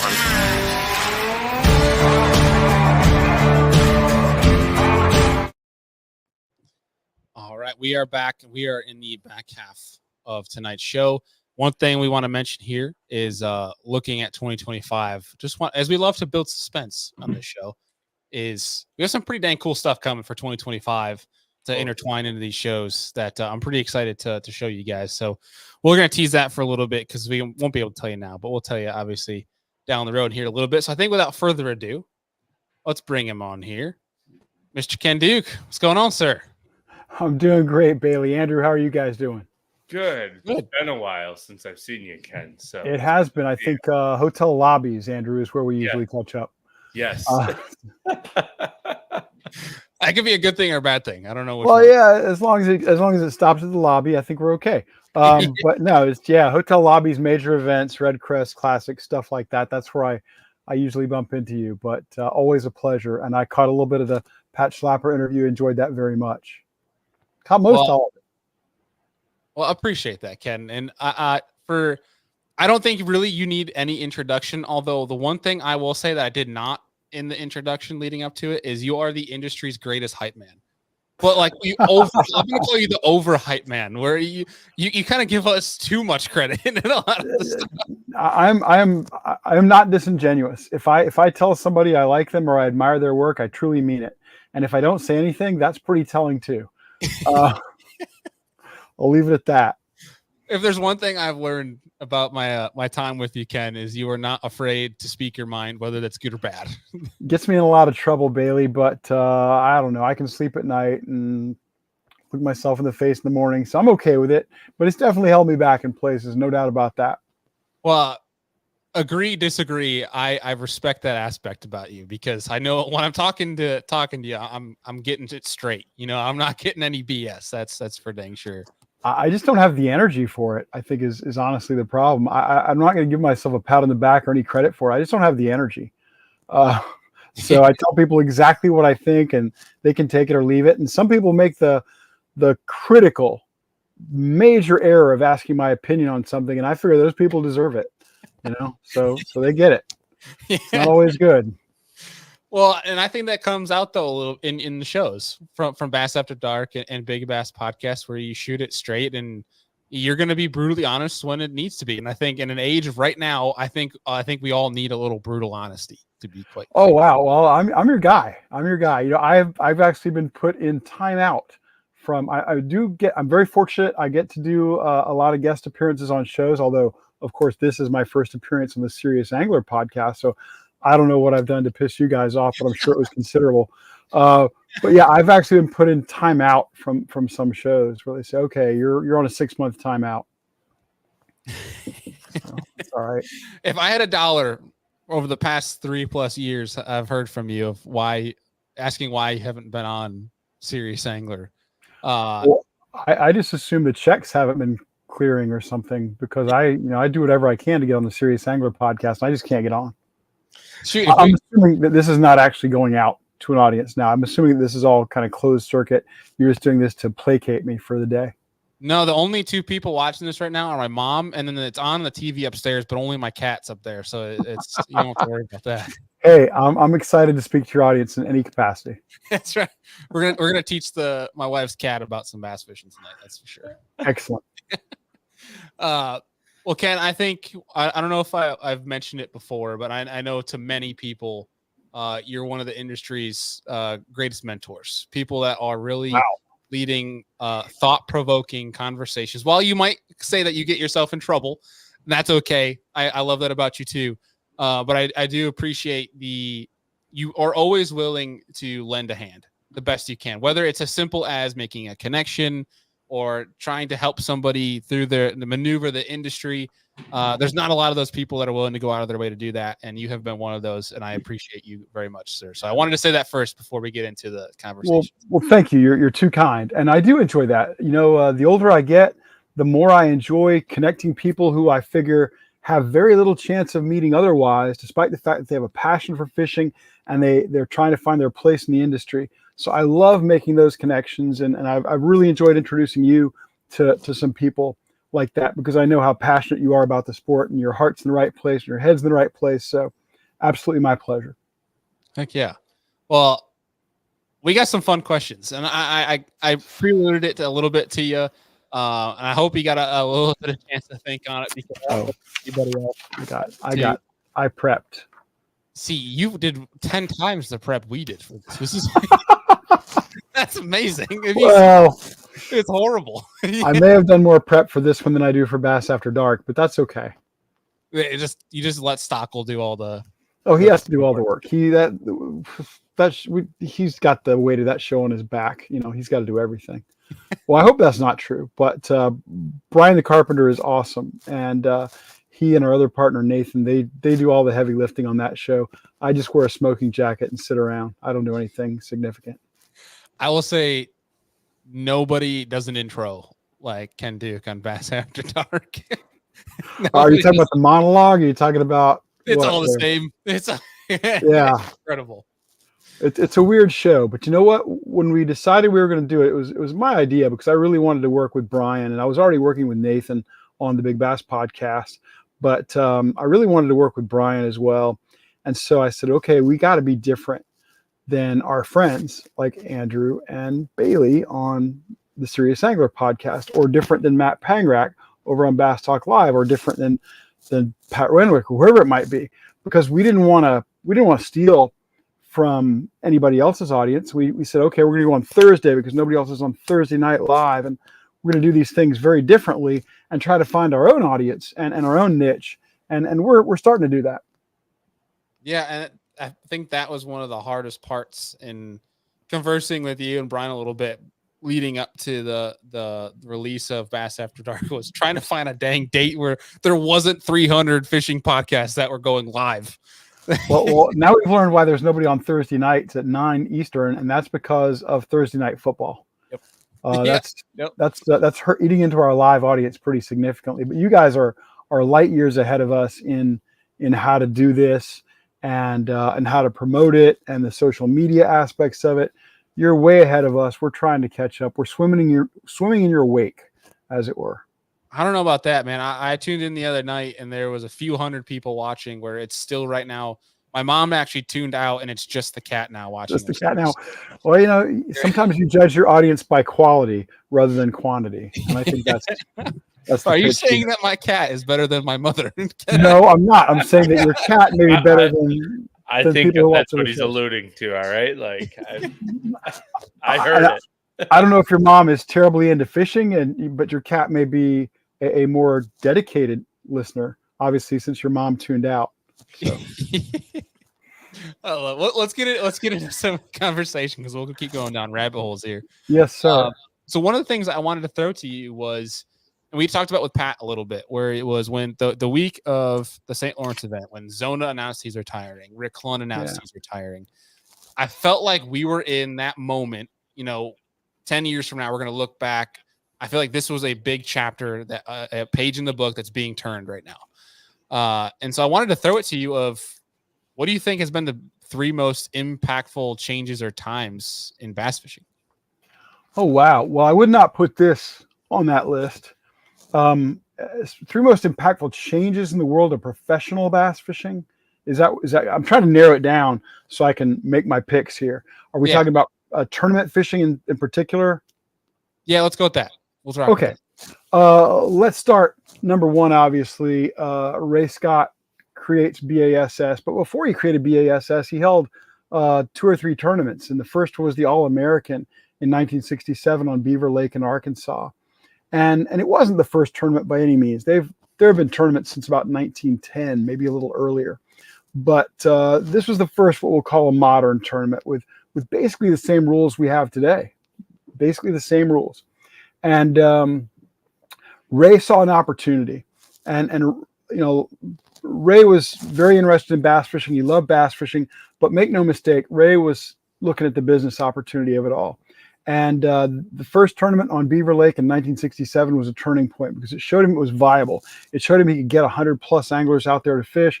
It showed him he could charge them a substantial entry fee. It showed him that he could get buy-in from local communities and eventually sponsors, and he could turn this thing into a business, which of course he did. And that was a major turning point in the sport. I think that was enormous. For a second turning point, that's a tough one. I think maybe 1972, just a few years after Ray created BASS. In 1972, catch and release started in tournament fishing. And a lot of people think BASS was first. They were actually second by less than a week. There was an organization called the Bass Casters Association that held the first catch and release tournament in February or March of 1972. And suddenly, a lot of the reasons people had to complain about tournaments, that you were killing all these fish, Andrew mentioned that earlier. I think we're still killing a lot of fish, by the way, whether we release them alive or not. We're still killing a lot of fish. But on some level, we have to be okay with that. Anyway, catch and release in 72 was a big deal, a turning point. It changed so much about the sport. I mean, it put live wells in bass boats for the first time. It raised the awareness and level of fish care in our sport generally, not just for tournament fishing, but for all kinds of fishing. And it created an ethic in our sport that persists today. You know, how many people do you know who keep a limit of fish and take a fillet knife to them? Now, I'm guessing it's zero. Not many. I don't know anybody who does that now. It's actually kind of jumped the shark, because now every biologist I talk to tells me we should be keeping more fish. We should be keeping more fish. I heard somebody on some show the other day say, oh, you know, we're killing fish. We need to be stocking fish instead of taking them and killing them in tournaments. Well, that's exactly wrong. The bass has zero problem proliferating and procreating and maintaining its populations. Zero problem with that, kids. What we're doing when we harvest some fish is we are reducing the Amish. Okay, that's a great comment here. Says Ken doesn't know the Amish. Devin's a regular viewer on Bass After Dark. Appreciate you, Devin. But by removing those fish, we're killing some fish and eating them. We're actually reducing the level of biomass, and some of our fish are going to get bigger as a result. There's going to be more forage for them than because those other fish are being taken out. So we don't need to stock more fish just because we have tournaments, just because we're killing a few fish, just because we're taking a few fish home, and instead of catch and release, it's catch, batter, and fry. We're not hurting the populations in that way. So I think that was a turning point. And I think, like I said, I think that one has now maybe gone too far. A third one in the world of professional fishing, maybe it's when Irwin Jacobs bought Operation Bass from Mike Whitaker in 95 or 96 and started the FLW tour. A lot of people, especially young guys like you guys, don't remember Operation Bass. No. But Operation Bass was the company that started the Redman series, which now is the BFLs. And Mike Whitaker is the brother of Kathy Fennell, who is the president of Major League Fishing and has been president of FLW, or the president of Major League Fishing, for quite a few years. And Kathy's a wonderful lady and a great ambassador for our sport. But Mike Whitaker, her brother, started Operation Bass in the late 70s. He saw an opening that Ray Scott had left. He said, you know what, I'm going to have team tournaments. And how smart was that? Because, you know, I bet you 99% of the tournaments in the U.S. are team tournaments. They're buddy tournaments. They're not individual tournaments. And he tapped into that and created the BFLs. Created the Redman Tour. Later became the BFLs, and the team stuff was what was important. So anyway, Mike Whitaker sold to Irwin Jacobs in 95 or 96. And what Irwin Jacobs did was he ramped up payouts and entry fees. And that was a significant thing. Guys are fishing for $100,000 now, whereas they were not 40 years ago. And they were not going to be until some competition came into the game. And the FLW Tour gave us that next step. The problem is that guys are still fishing for $100,000. And I think that in terms of payouts, the sport has not advanced 1 inch in 56 years. The sport has not advanced 1 inch, because in 1967, when Ray Scott held his first tournament on Beaver Lake in Arkansas, he charged a $100 entry fee, and first place was $2,000, 20 to 1. What's the ratio on all the big leagues now? It's still 20 to 1. You got to pay about $5,000 or a little more, actually, for a chance to win 100. So the sport has not advanced in terms of payouts. The sport has not advanced in terms of it, but it's advanced in terms of it being a better business opportunity. But if you're relying on prize money, you're going to go broke. Oh, yeah. I've met exactly one guy who could make it on prize money, and he retired last year. So that's the end of that. Kevin Van Dam was the only guy I knew who could make it on prize money. I think the only thing we've advanced in is entry fees to that point. Well, the entry fees and the payouts have been commensurate for so long. The ratio hasn't changed. Right. People say, when are we going to have $1 million tournaments? Well, I always say, when we have $50,000 entry fees. Right. Well, didn't like the Forestwood Cup used to pay like $500,000, right? And I think even the Classic did for a while too, and then they kind of backed them down. Now they're what, 300, I think. Yeah, from 2006 to 2013, the Classic, and about the same time for the FLW Championship, the Classic paid $500,000, and then it dropped to 300. In the beginning, it was 10,000. You know, that was and it was winner take all. In the early 70s, it was 10 to 15,000 in the early 70s, and it gradually crept up.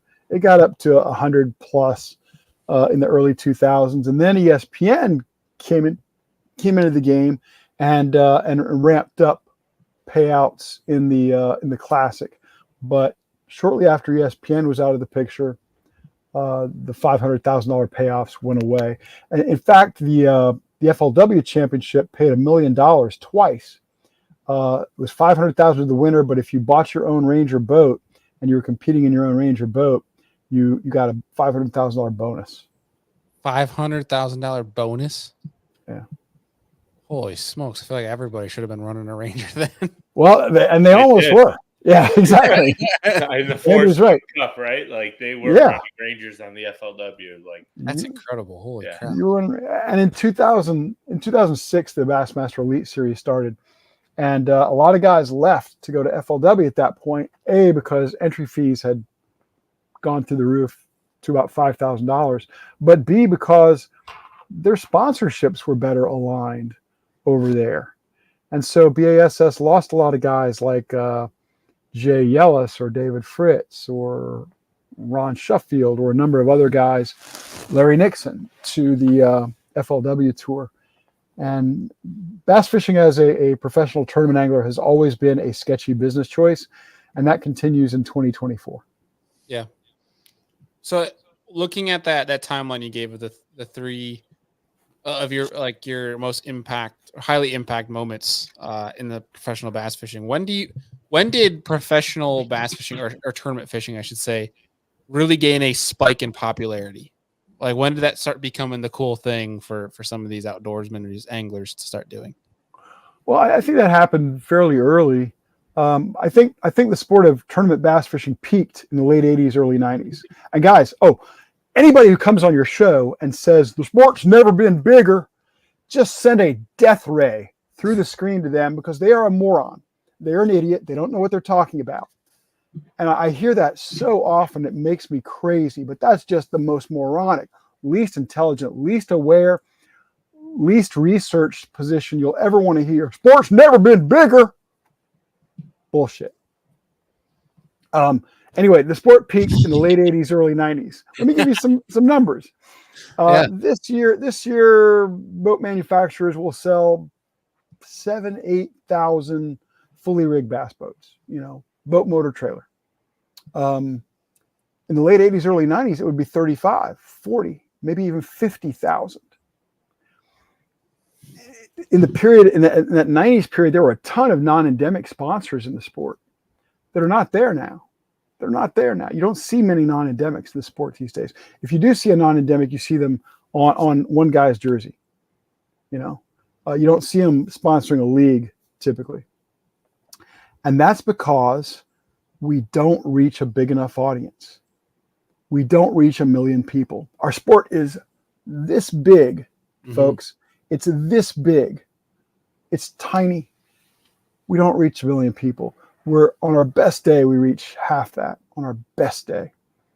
And it's not grown significantly. As a matter of fact,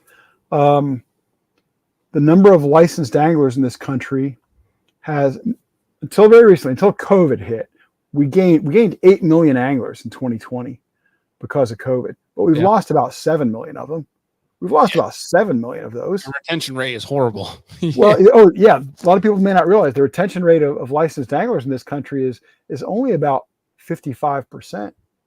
So every year we have to churn and create anew 45% of all the anglers in America. That's not a strong sport. And think about the way we define angler. Angler is somebody who buys a fishing license and maybe goes fishing one time. That's not what we think of when we think about our sport, but it should be. I'm sorry, I'm ranting now. No, this is why we love you, Ken. This is why we bring you on the show, because we need that. All right, Ken. Now here's a question for you. At peak of bass fishing, right? How many bass boat brand manufacturers were there? If you know the close to the exact number to what is there today? 7, maybe 8. Andrew, that's a great question. I would guess there were 30 to 40 at one time, and there were tons of them that were only regional, making a handful of boats.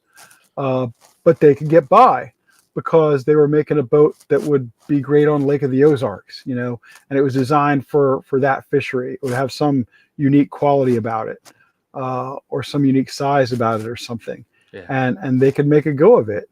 But as you say now, not only are there very, very few bass boat manufacturers out there, but they're all owned by 1 or 2 parent companies. So how many does that really mean that we have? Yeah, right. Because 2?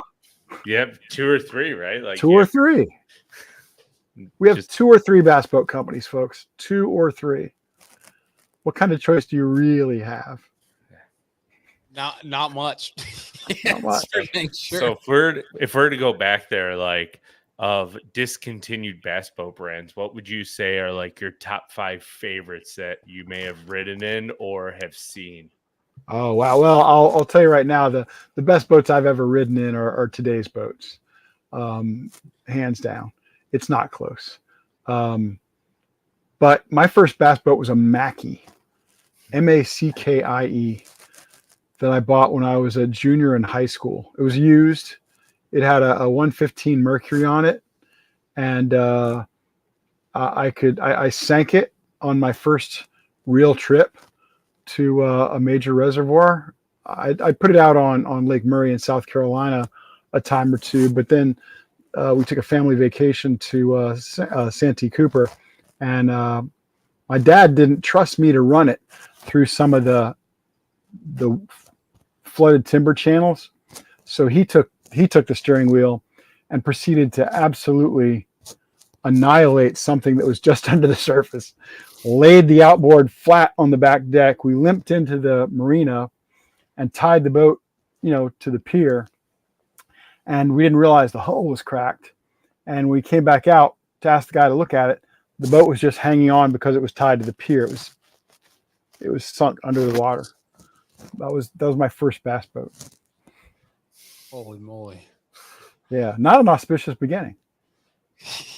But I was already hooked. I was already hardcore into it. Do you still have a boat now? Right now, because I'm old and broken down, and because I fish a lot of small waters here in Florida, I've got a Lumacraft 16-foot boat with stick steering.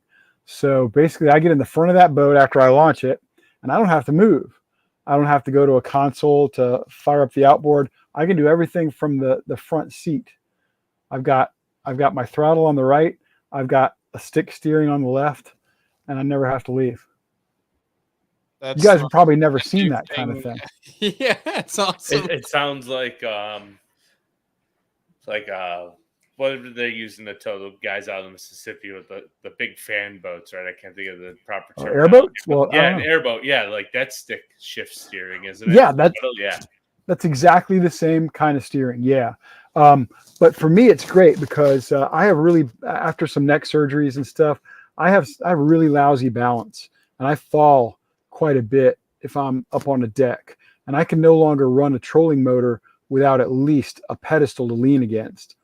And so this is my way of not falling out of the boat. and still getting on the water and having fun. That's I awesome. can stand up and fish. I've got gunnels that are well above, so I'm not going to fall out of this boat. Probably. Fingers crossed. Fingers crossed. Exactly. If not, Bailey's cat will be watching.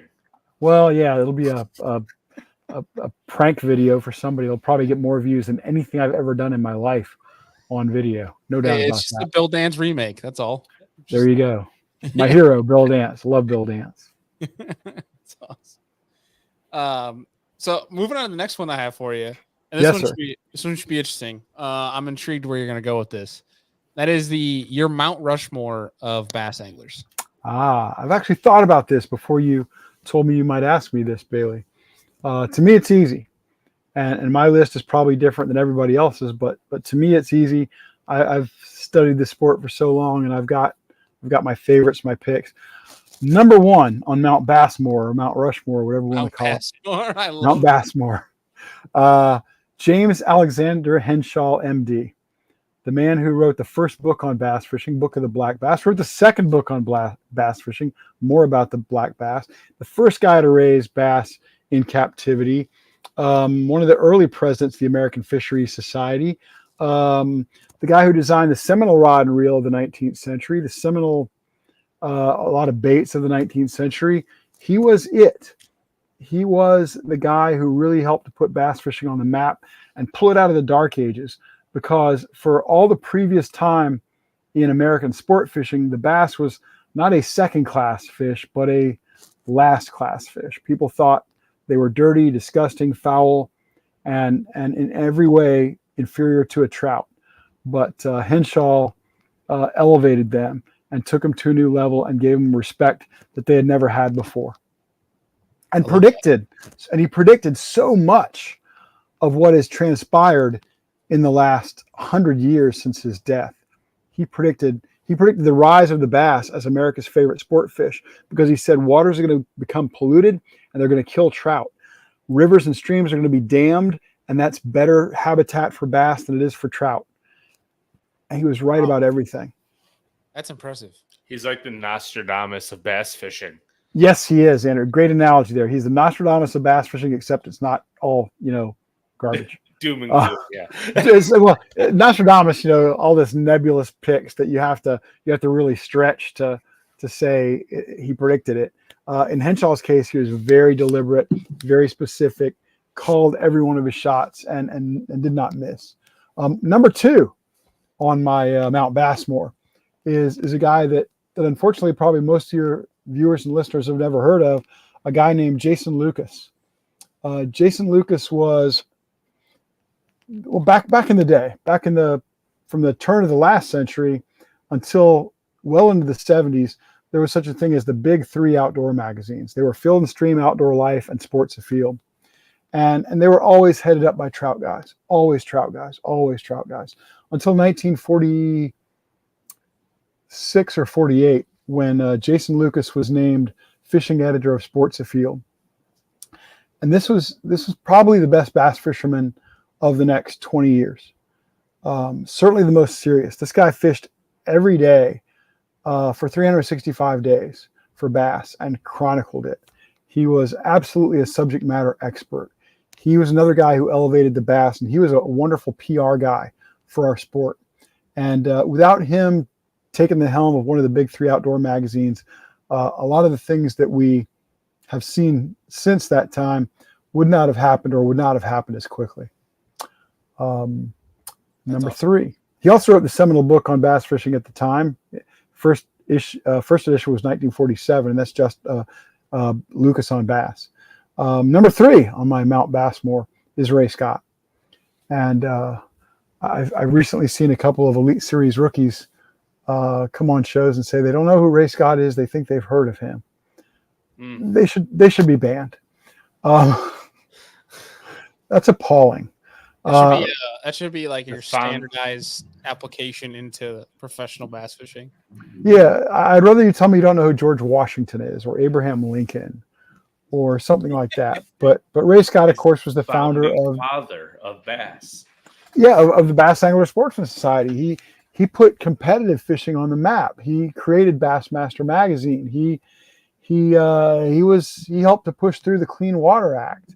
He's a primary force in catch and release in our sport. He's the primary force that gave us the kill switch, that gave us the live well. Ray Scott. I'll say this. If you were to go to the Bass Fishing Hall of Fame induction ceremony, which is next week, by the way, in Springfield, Missouri, in the Wonders of Wildlife Museum there, and you'll see all these people who meant a great deal to the sport through the years. I will tell you that if Ray Scott were in there alone, his contributions would outnumber theirs. It's incredible.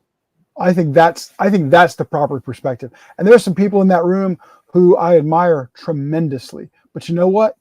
99% of them have a job because of Ray Scott. And that includes Johnny Morris. And that includes Bill Dance and Rick Clunn and Roland Martin and Jimmy Houston and Kevin Van Dam and anybody else in that room that you can think of. They all have a job because of Ray Scott. There's a good chance we're all on doing these podcasts because of Ray Scott.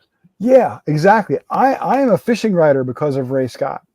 It was my great privilege to be a friend of Ray Scott and hang out with Ray Scott many times. I am so grateful for that. He was a great man and a driving force in the industry. And there will never be another like him. And there can't be, because Ray elevated the game. It's going to be impossible for anybody else, even standing on his shoulders, to make as big an impact as Ray Scott. I don't know how you do. I don't know how you even come close. I don't think you can. I don't think you can. I agree. But I'd love to see somebody try. We could use it. Right Andrew Full, Bailey Agbritt. No. Talking to you. Yeah, I don't know. We have this podcast is already a shit show.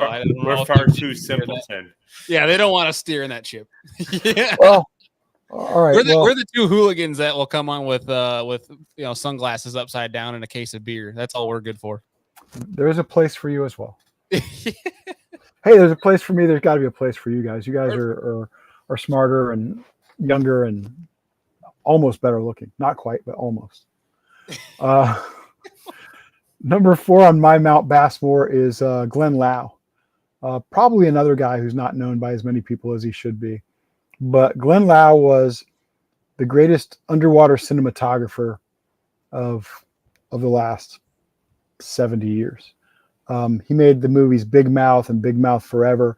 A lot of the commercials and stuff that you may have seen that were shot between, say, 1970 and 2010 were probably shot by Glenn Lau. And I had the great privilege of working with Ray Scott a lot, and the great privilege of writing a book with Glenn Lau. And Glenn Lau showed us the underwater world of bass fishing. He spent 15,000 hours underwater observing bass, and he could tell you stuff that would blow you away. And then he could show you it happen on screen. So Glenn gets my 4th pick. And I picked them all because, and they've been on my Mount Bassmore for long before Bailey gave me a heads up he was going to ask this question, but because none of them relied upon the other guy to get where he is. Although you could argue that other people were going to film underwater, absolutely. Other people were going to form bass organizations. Other people had tried. But I think that those guys made an absolutely indelible mark on the sport. And although you could argue that other people would have gotten there eventually, those guys got there first through the sheer power of will and talent. The original scoper. How dare you, MJ? MJ says Glenn is the original scoper. I see that. Hey, Glenn, I don't know if you missed it. And Ken, I'm curious if you think we should do this or not. But similar to a swear jar, where if you say a curse word, you have to put in $1. I'm tempted with all this negativity around forward facing. If we say the word forward facing or anything of the synonyms, you have to put $1 in the jar, and at the end of each month, we'll donate to charity. I think that's fair.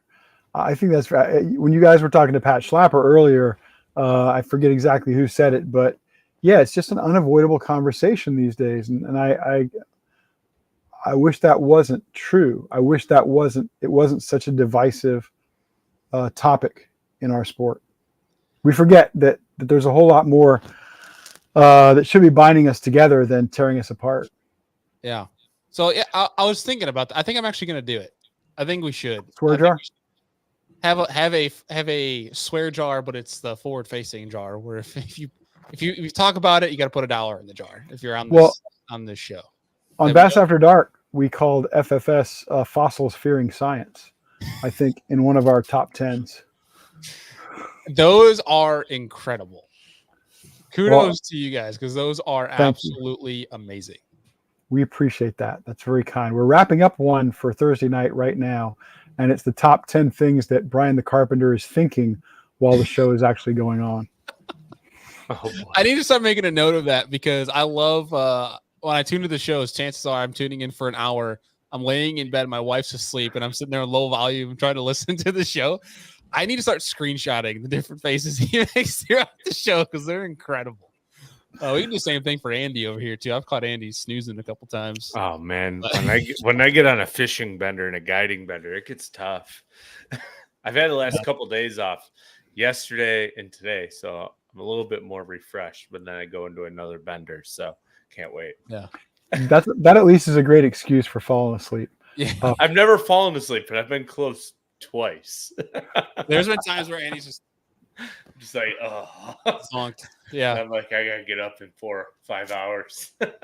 It's tough. I mean, I sit there in a smoking jacket and an ascot, and people accuse me if I lean back and I'm in a recliner, so it's practically a sleeping machine, you know. Yeah, you're cozy, you're warm, you're like just warm enough. Yeah, and it just kind of happens. Yeah. So we went through our founding fathers' Bassmore, right? Like, but if you had to make another one for anglers that have kind of led the way from the beginning of the Bass Angler Fishing Society to now, like, who would those 4 guys be? Oh, well, that's a great question. I think that's I'm going to go Bill Dance has got to be the first one. If you want to go just the guys who have really become prominent in the era of modern bass tournaments, Bill Dance is the father of it all. He's the first superstar the sport ever produced. He's still the most recognizable bass fisherman on the planet, and it's not close. It's not close. I got to put wow, this is tough.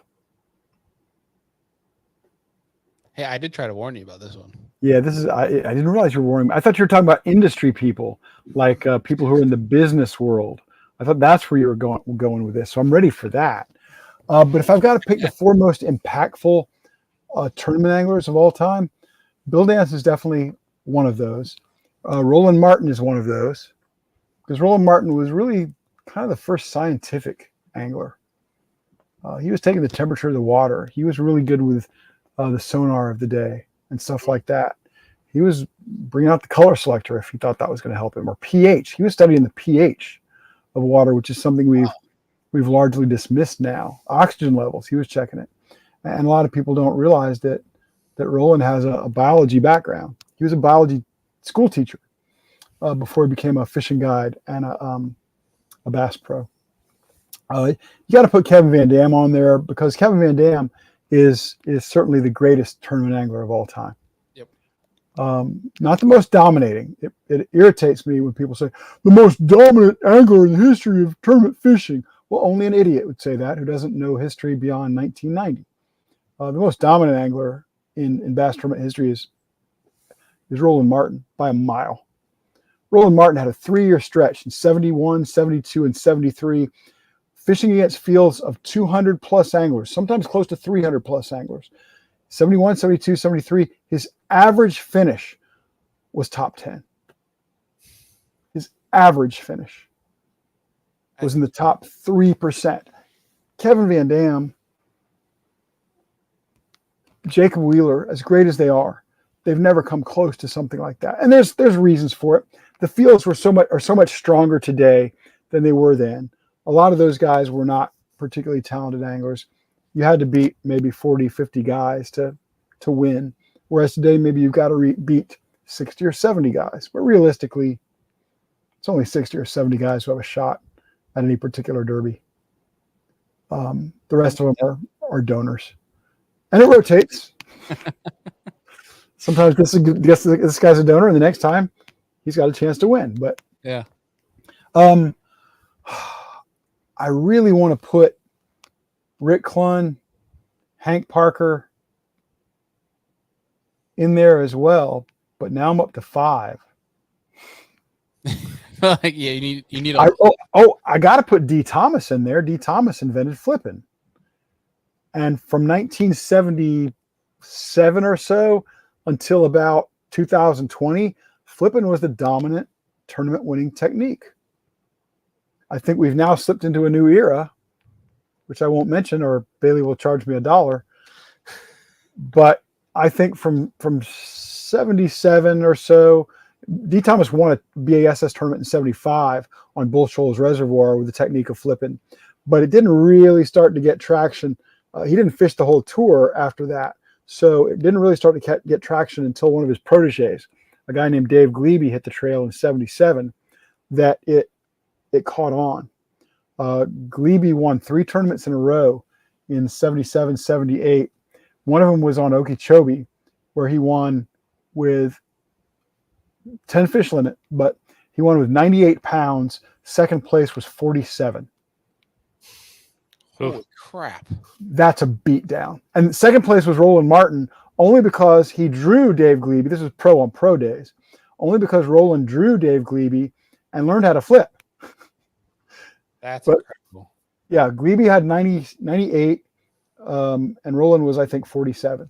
So that's a beatdown, the likes of which we will never see again.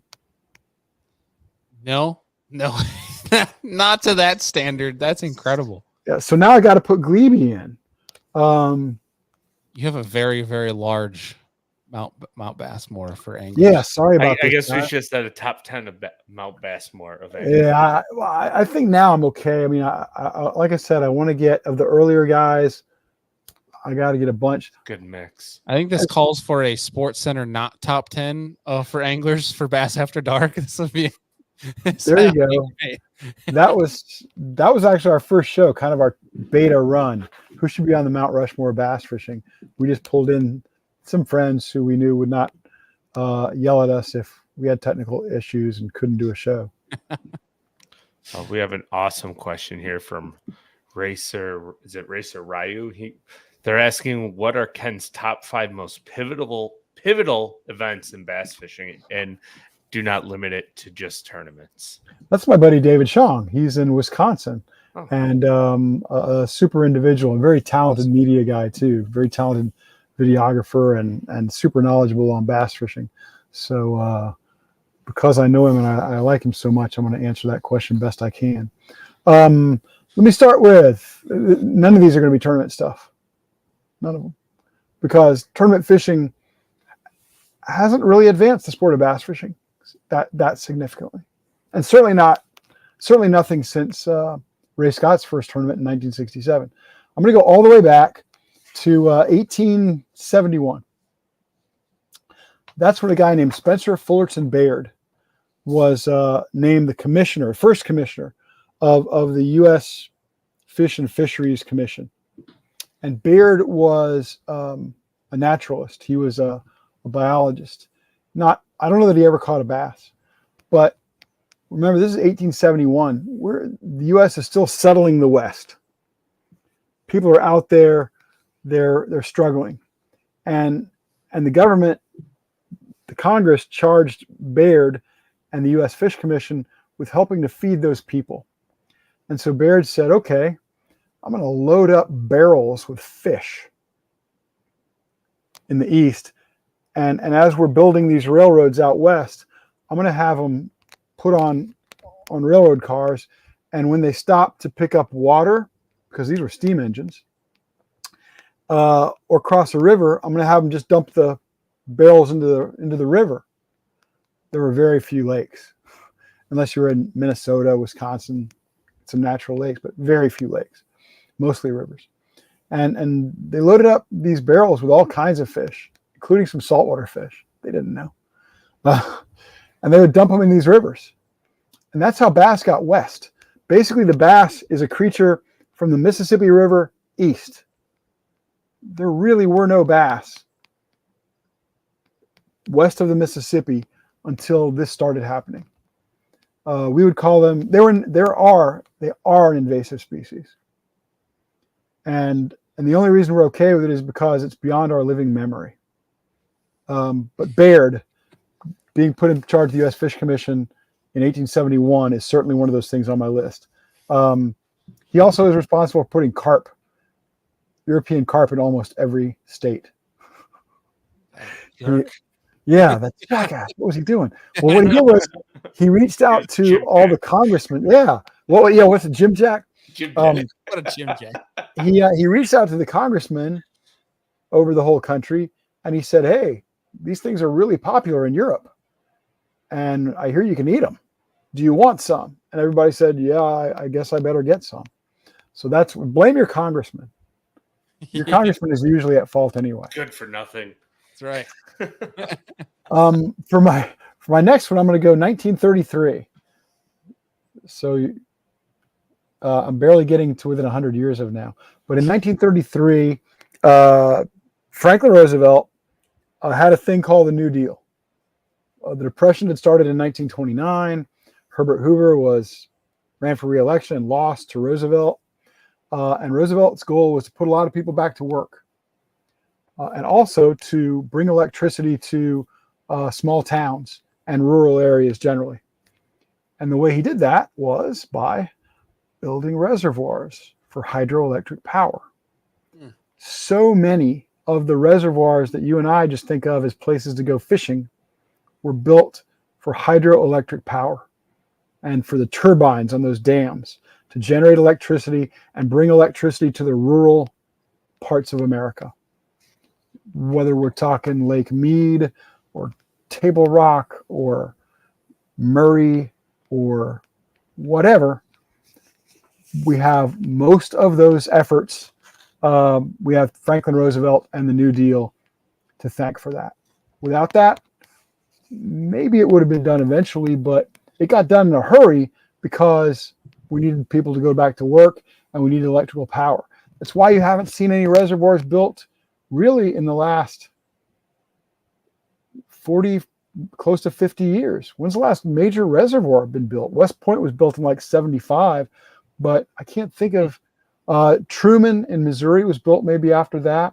Oconee in Georgia in the early 80s, but there are not a lot of, say, 10 or 15,000 acre plus reservoirs being built anymore. Just so many obstacles to that. Well, the New Deal was done at a time when there were not so many obstacles, and they got cracking on it. The movie Transformers taught me that's where they hide the aliens. So I'm going to believe the movie. There you go. You believe in aliens, right? There you go. You never know.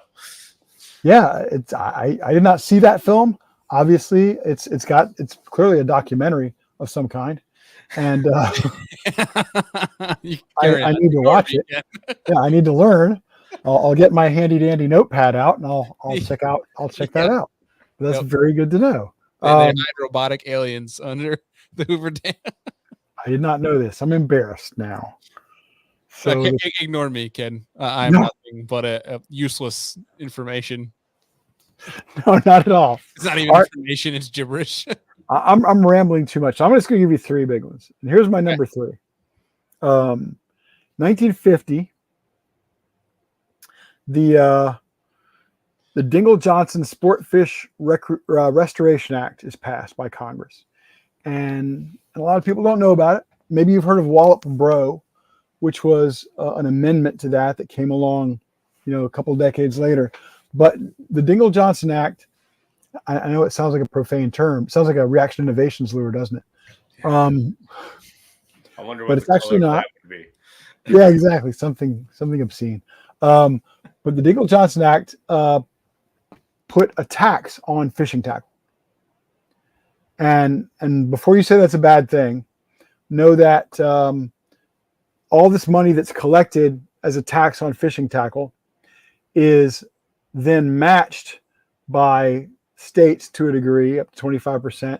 And then that money is put back into the fishing world to do things like build boat ramps, put lights out at boat ramps, stock lakes, build reservoirs, and things like that. So that every dime that is spent in taxes on fishing tackle ultimately goes back into our world of fishing to benefit it.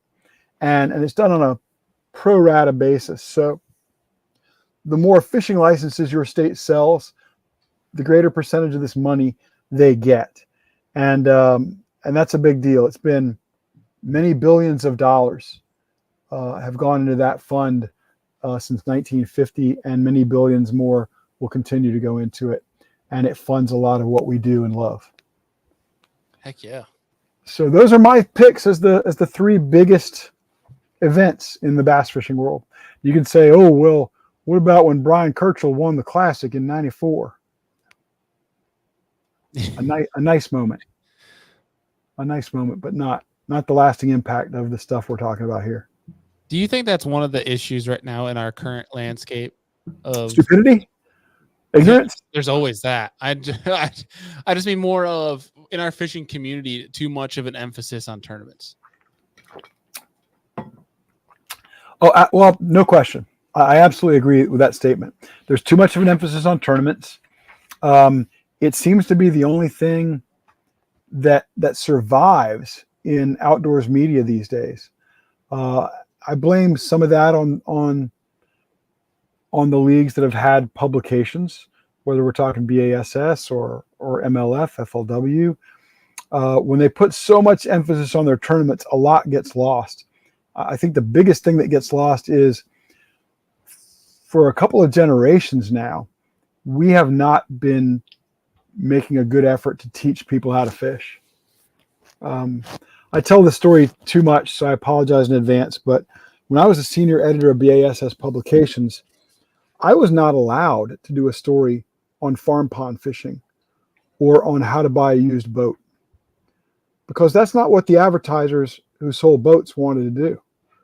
You can't launch your Ranger on a farm pond, and nobody at Ranger wants somebody to buy a used boat. So I was not allowed to do those stories. And when you're not allowed to do those stories, you are shutting off a significant part of what should be the people who are stepping into the breach and becoming the next generation of anglers. And that's not just sad, that's borderline criminal, and it's remarkably short-sighted. We need to reload the gun. I think that's why you saw YouTubers and these content creators do so well. That's why you saw the Guggen Squad boom. It's because it related to the biggest audience, which is just people that want to go fish. They don't have a boat. They don't have a kayak. They might have a kayak. They have a limited means of going to fish. Well, that's one of the things that you guys do so well is you make it look fun. You make fishing look fun. And we've all seen the guy step up on the stage at a bass tournament, and he holds up two big fish, and there's not a smile anywhere near him. He's trying to look like he does this every day. He's trying to look cool for the cameras. And that's such a mistake. We need to make the sport look fun and accessible. It's why the people who make the sport look fun and accessible are the biggest stars in the sport. It's why Bill Dance, Roland Martin, Hank Parker, Jimmy Houston, Mike Iaconelli. It's why these guys, and to a great extent, these YouTubers are so popular and well known because they make it look fun and accessible. If you don't do that, I wish you more than luck because you're going to need it. Yeah, I'm with you 100%, Ken. And do you think that was going to be part of our next our second to last question here was, what is the bass fishing world lacking? And I guess that kind of ties perfectly into that. You just need more fun, more ties to that ugly stick crowd, if you will. Well, the ugly stick is the greatest fishing rod in the history of fishing rods. Let's not kid ourselves. Nothing has sold more fishing rods than ugly stick, and Zebco has sold more spin casting reels than anybody has sold fishing reels. So, kudos to those folks. Mm-hmm. Absolutely, they deserve the empires that have been built upon those brands. And what the sport is lacking is growth. The sport is lacking meaningful growth. And I don't think there are a lot of people talking about growing the sport, but I think there are very, very few who are actually doing it. And a shout out to my friend Shane Wilson at Fishing's Future. Anybody who's interested can check out fishingsfuture.org. Shane Wilson is growing the sport, not necessarily the sport of bass fishing, but he's growing the sport of fishing. Because as you guys, I'm sure know, bluegill are the gateway drug. Bass is not a starter fish because you can fish way too long without catching one. Bluegill are the gateway drug. It leads to other things, whether it be walleye or muskie or pike or bass. And we're not growing the sport the way we need to. And there's a lot of blame to go around for that. I'm completely with you on that. And I got to meet Shane at the last summit. Yeah, he's a wonderful guy. Awesome guy. Wonderful guy. Anybody who can find a way to support Fishing's Future as an instructor or in some other way, I hope you'll do it. It's an amazing organization. In all transparency, I serve on the board of that organization. I'm proud to do so. I'm with you. We'll do for folks that are looking at it. I just made a note here. I'm going to put the website to Fishing Future down in the description for anybody that wants to check it out for the show. Appreciate that. I'll put it in the comments here in a second. But I wanted to, Andy, if you got anything else for Ken, we'll hit him with our last question for the night. Nah, go ahead and hit him with the last one. Andy's worn out. He's tired of me. He's ready. Ken, I could never get tired of you. Andy's sleeping with his eyes open. So the last one, you might have heard us ask this to Pat, but if you could, any three individuals, they could be alive 1,000 years ago. They don't have to be in the fishing realm. Any three individuals that you'd love to sit down, have a drink, eat a steak, play some poker, because I know you and your poker, Ken. All night. Play all night. Oh, I can attest to that. And still get up on time.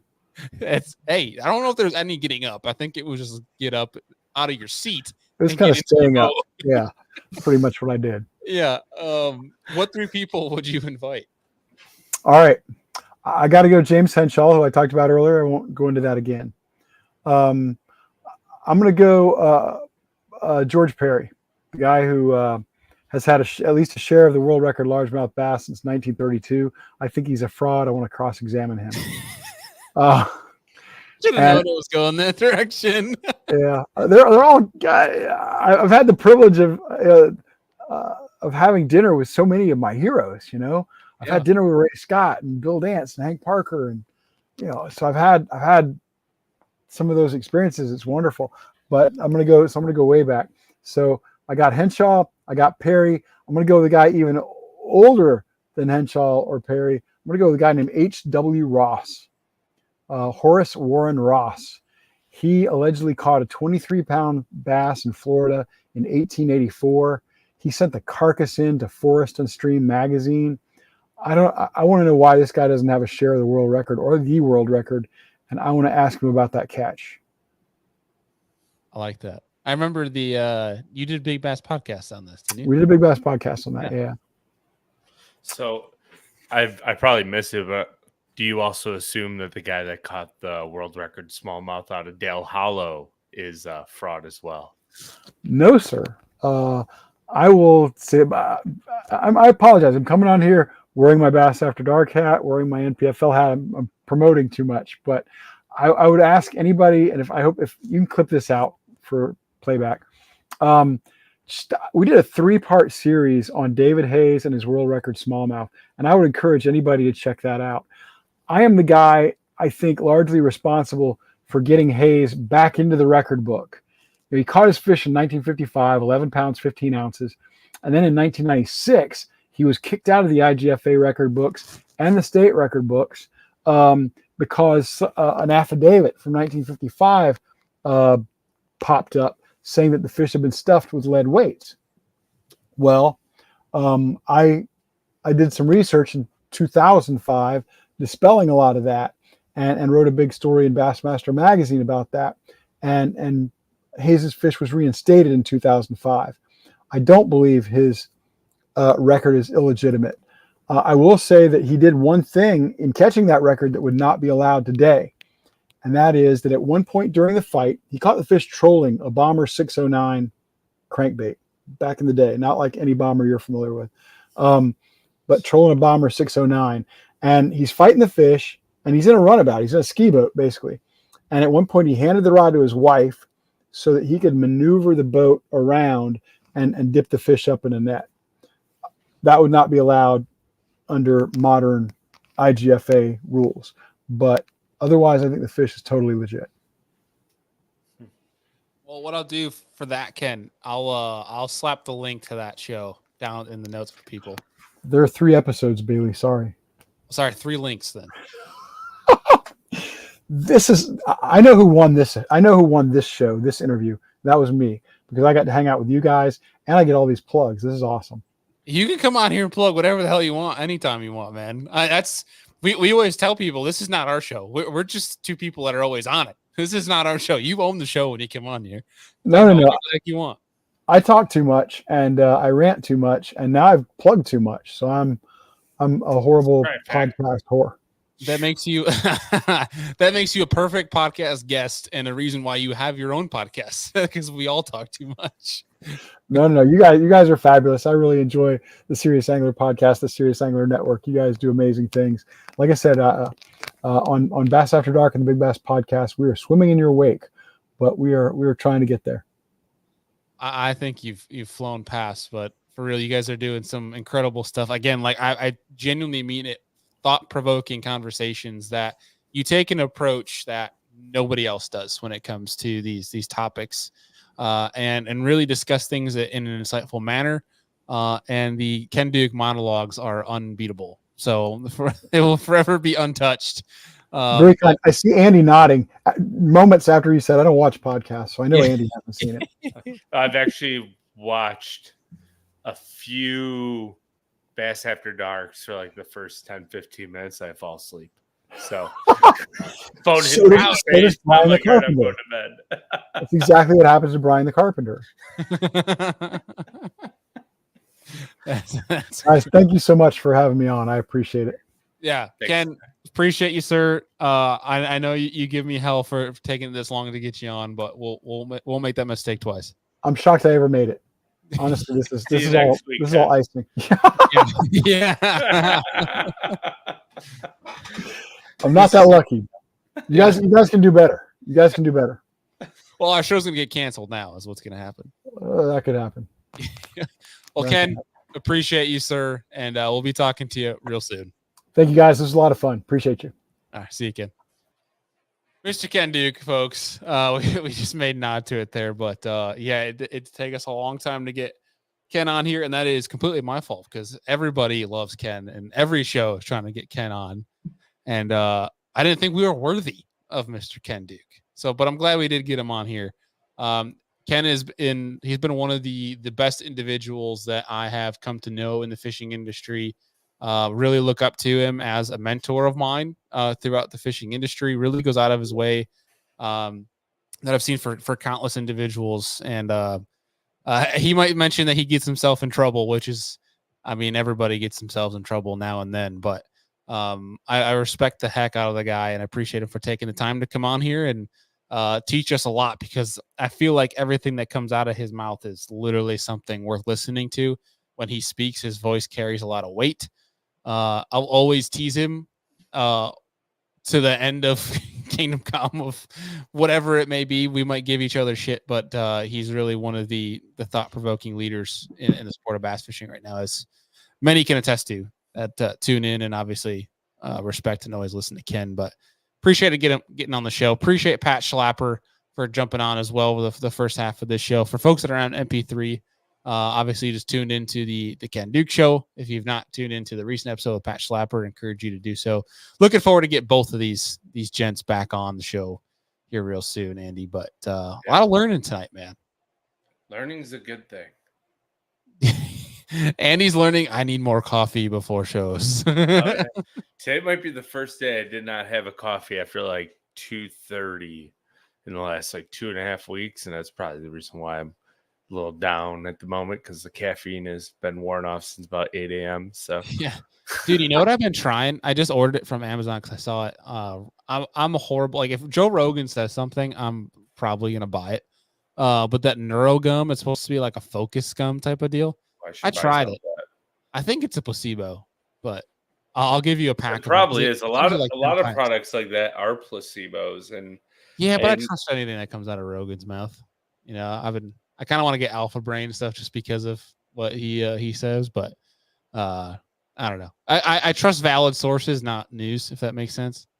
But or I mean, Rogan probably went and like hit the weight room and then tossed one, and he's like, "Yeah, I feel great." Now all of his energy came from working out. Yeah, but he's not the guy to go and like sell out. Like he's making so much money on his own. Like he doesn't need stuff like that. You know what I mean?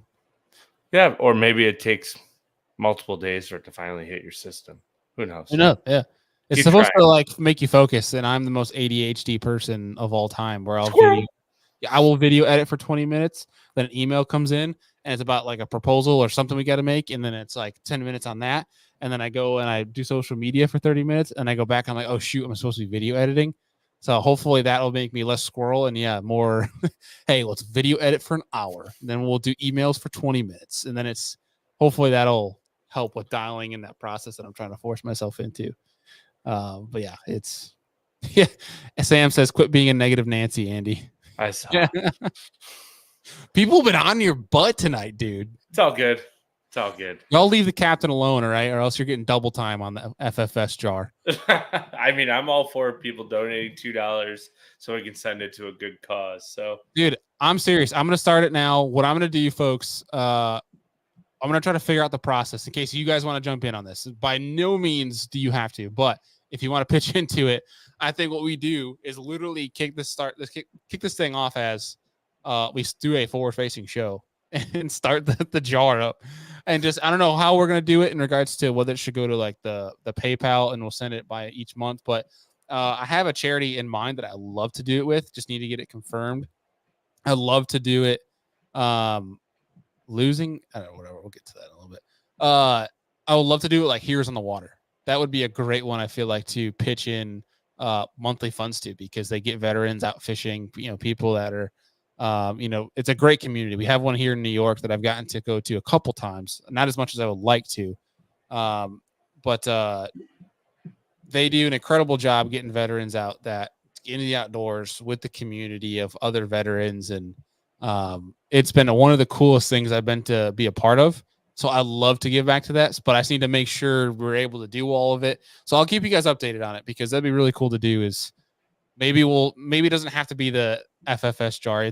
We'll create some term for it where it's like, for this month, if we talk about traps or whatever it may be, we can add in certain words in there that are, if you say you got to throw $1 in, just so we can add some fun to that and do some good, some charitable good each month, and throw some money to somebody that'll make better use of it. So yeah, either way. I see Scott Martin says he's losing a bit of respect for me for all my Rogan stuff. That's cool, man. You don't have to listen to it. Either way, Andy, appreciate you, bro. It was a great show. Next week, Luke Duncan and the folks from Fish Lung. You guys can look forward to that one. Is this the first time with Luke Duncan? What's that? Is this the first time Luke Duncan's coming on? Yeah, I've talked to Luke for the past few years, and we've discussed getting on shows and different things, and just literally have never been able to make the schedule work. So finally coming to head on that. So we'll be getting him on there, and looking forward to doing so. So I appreciate everybody tuning in. You guys are awesome, and we will see y'all on the next one. Peace.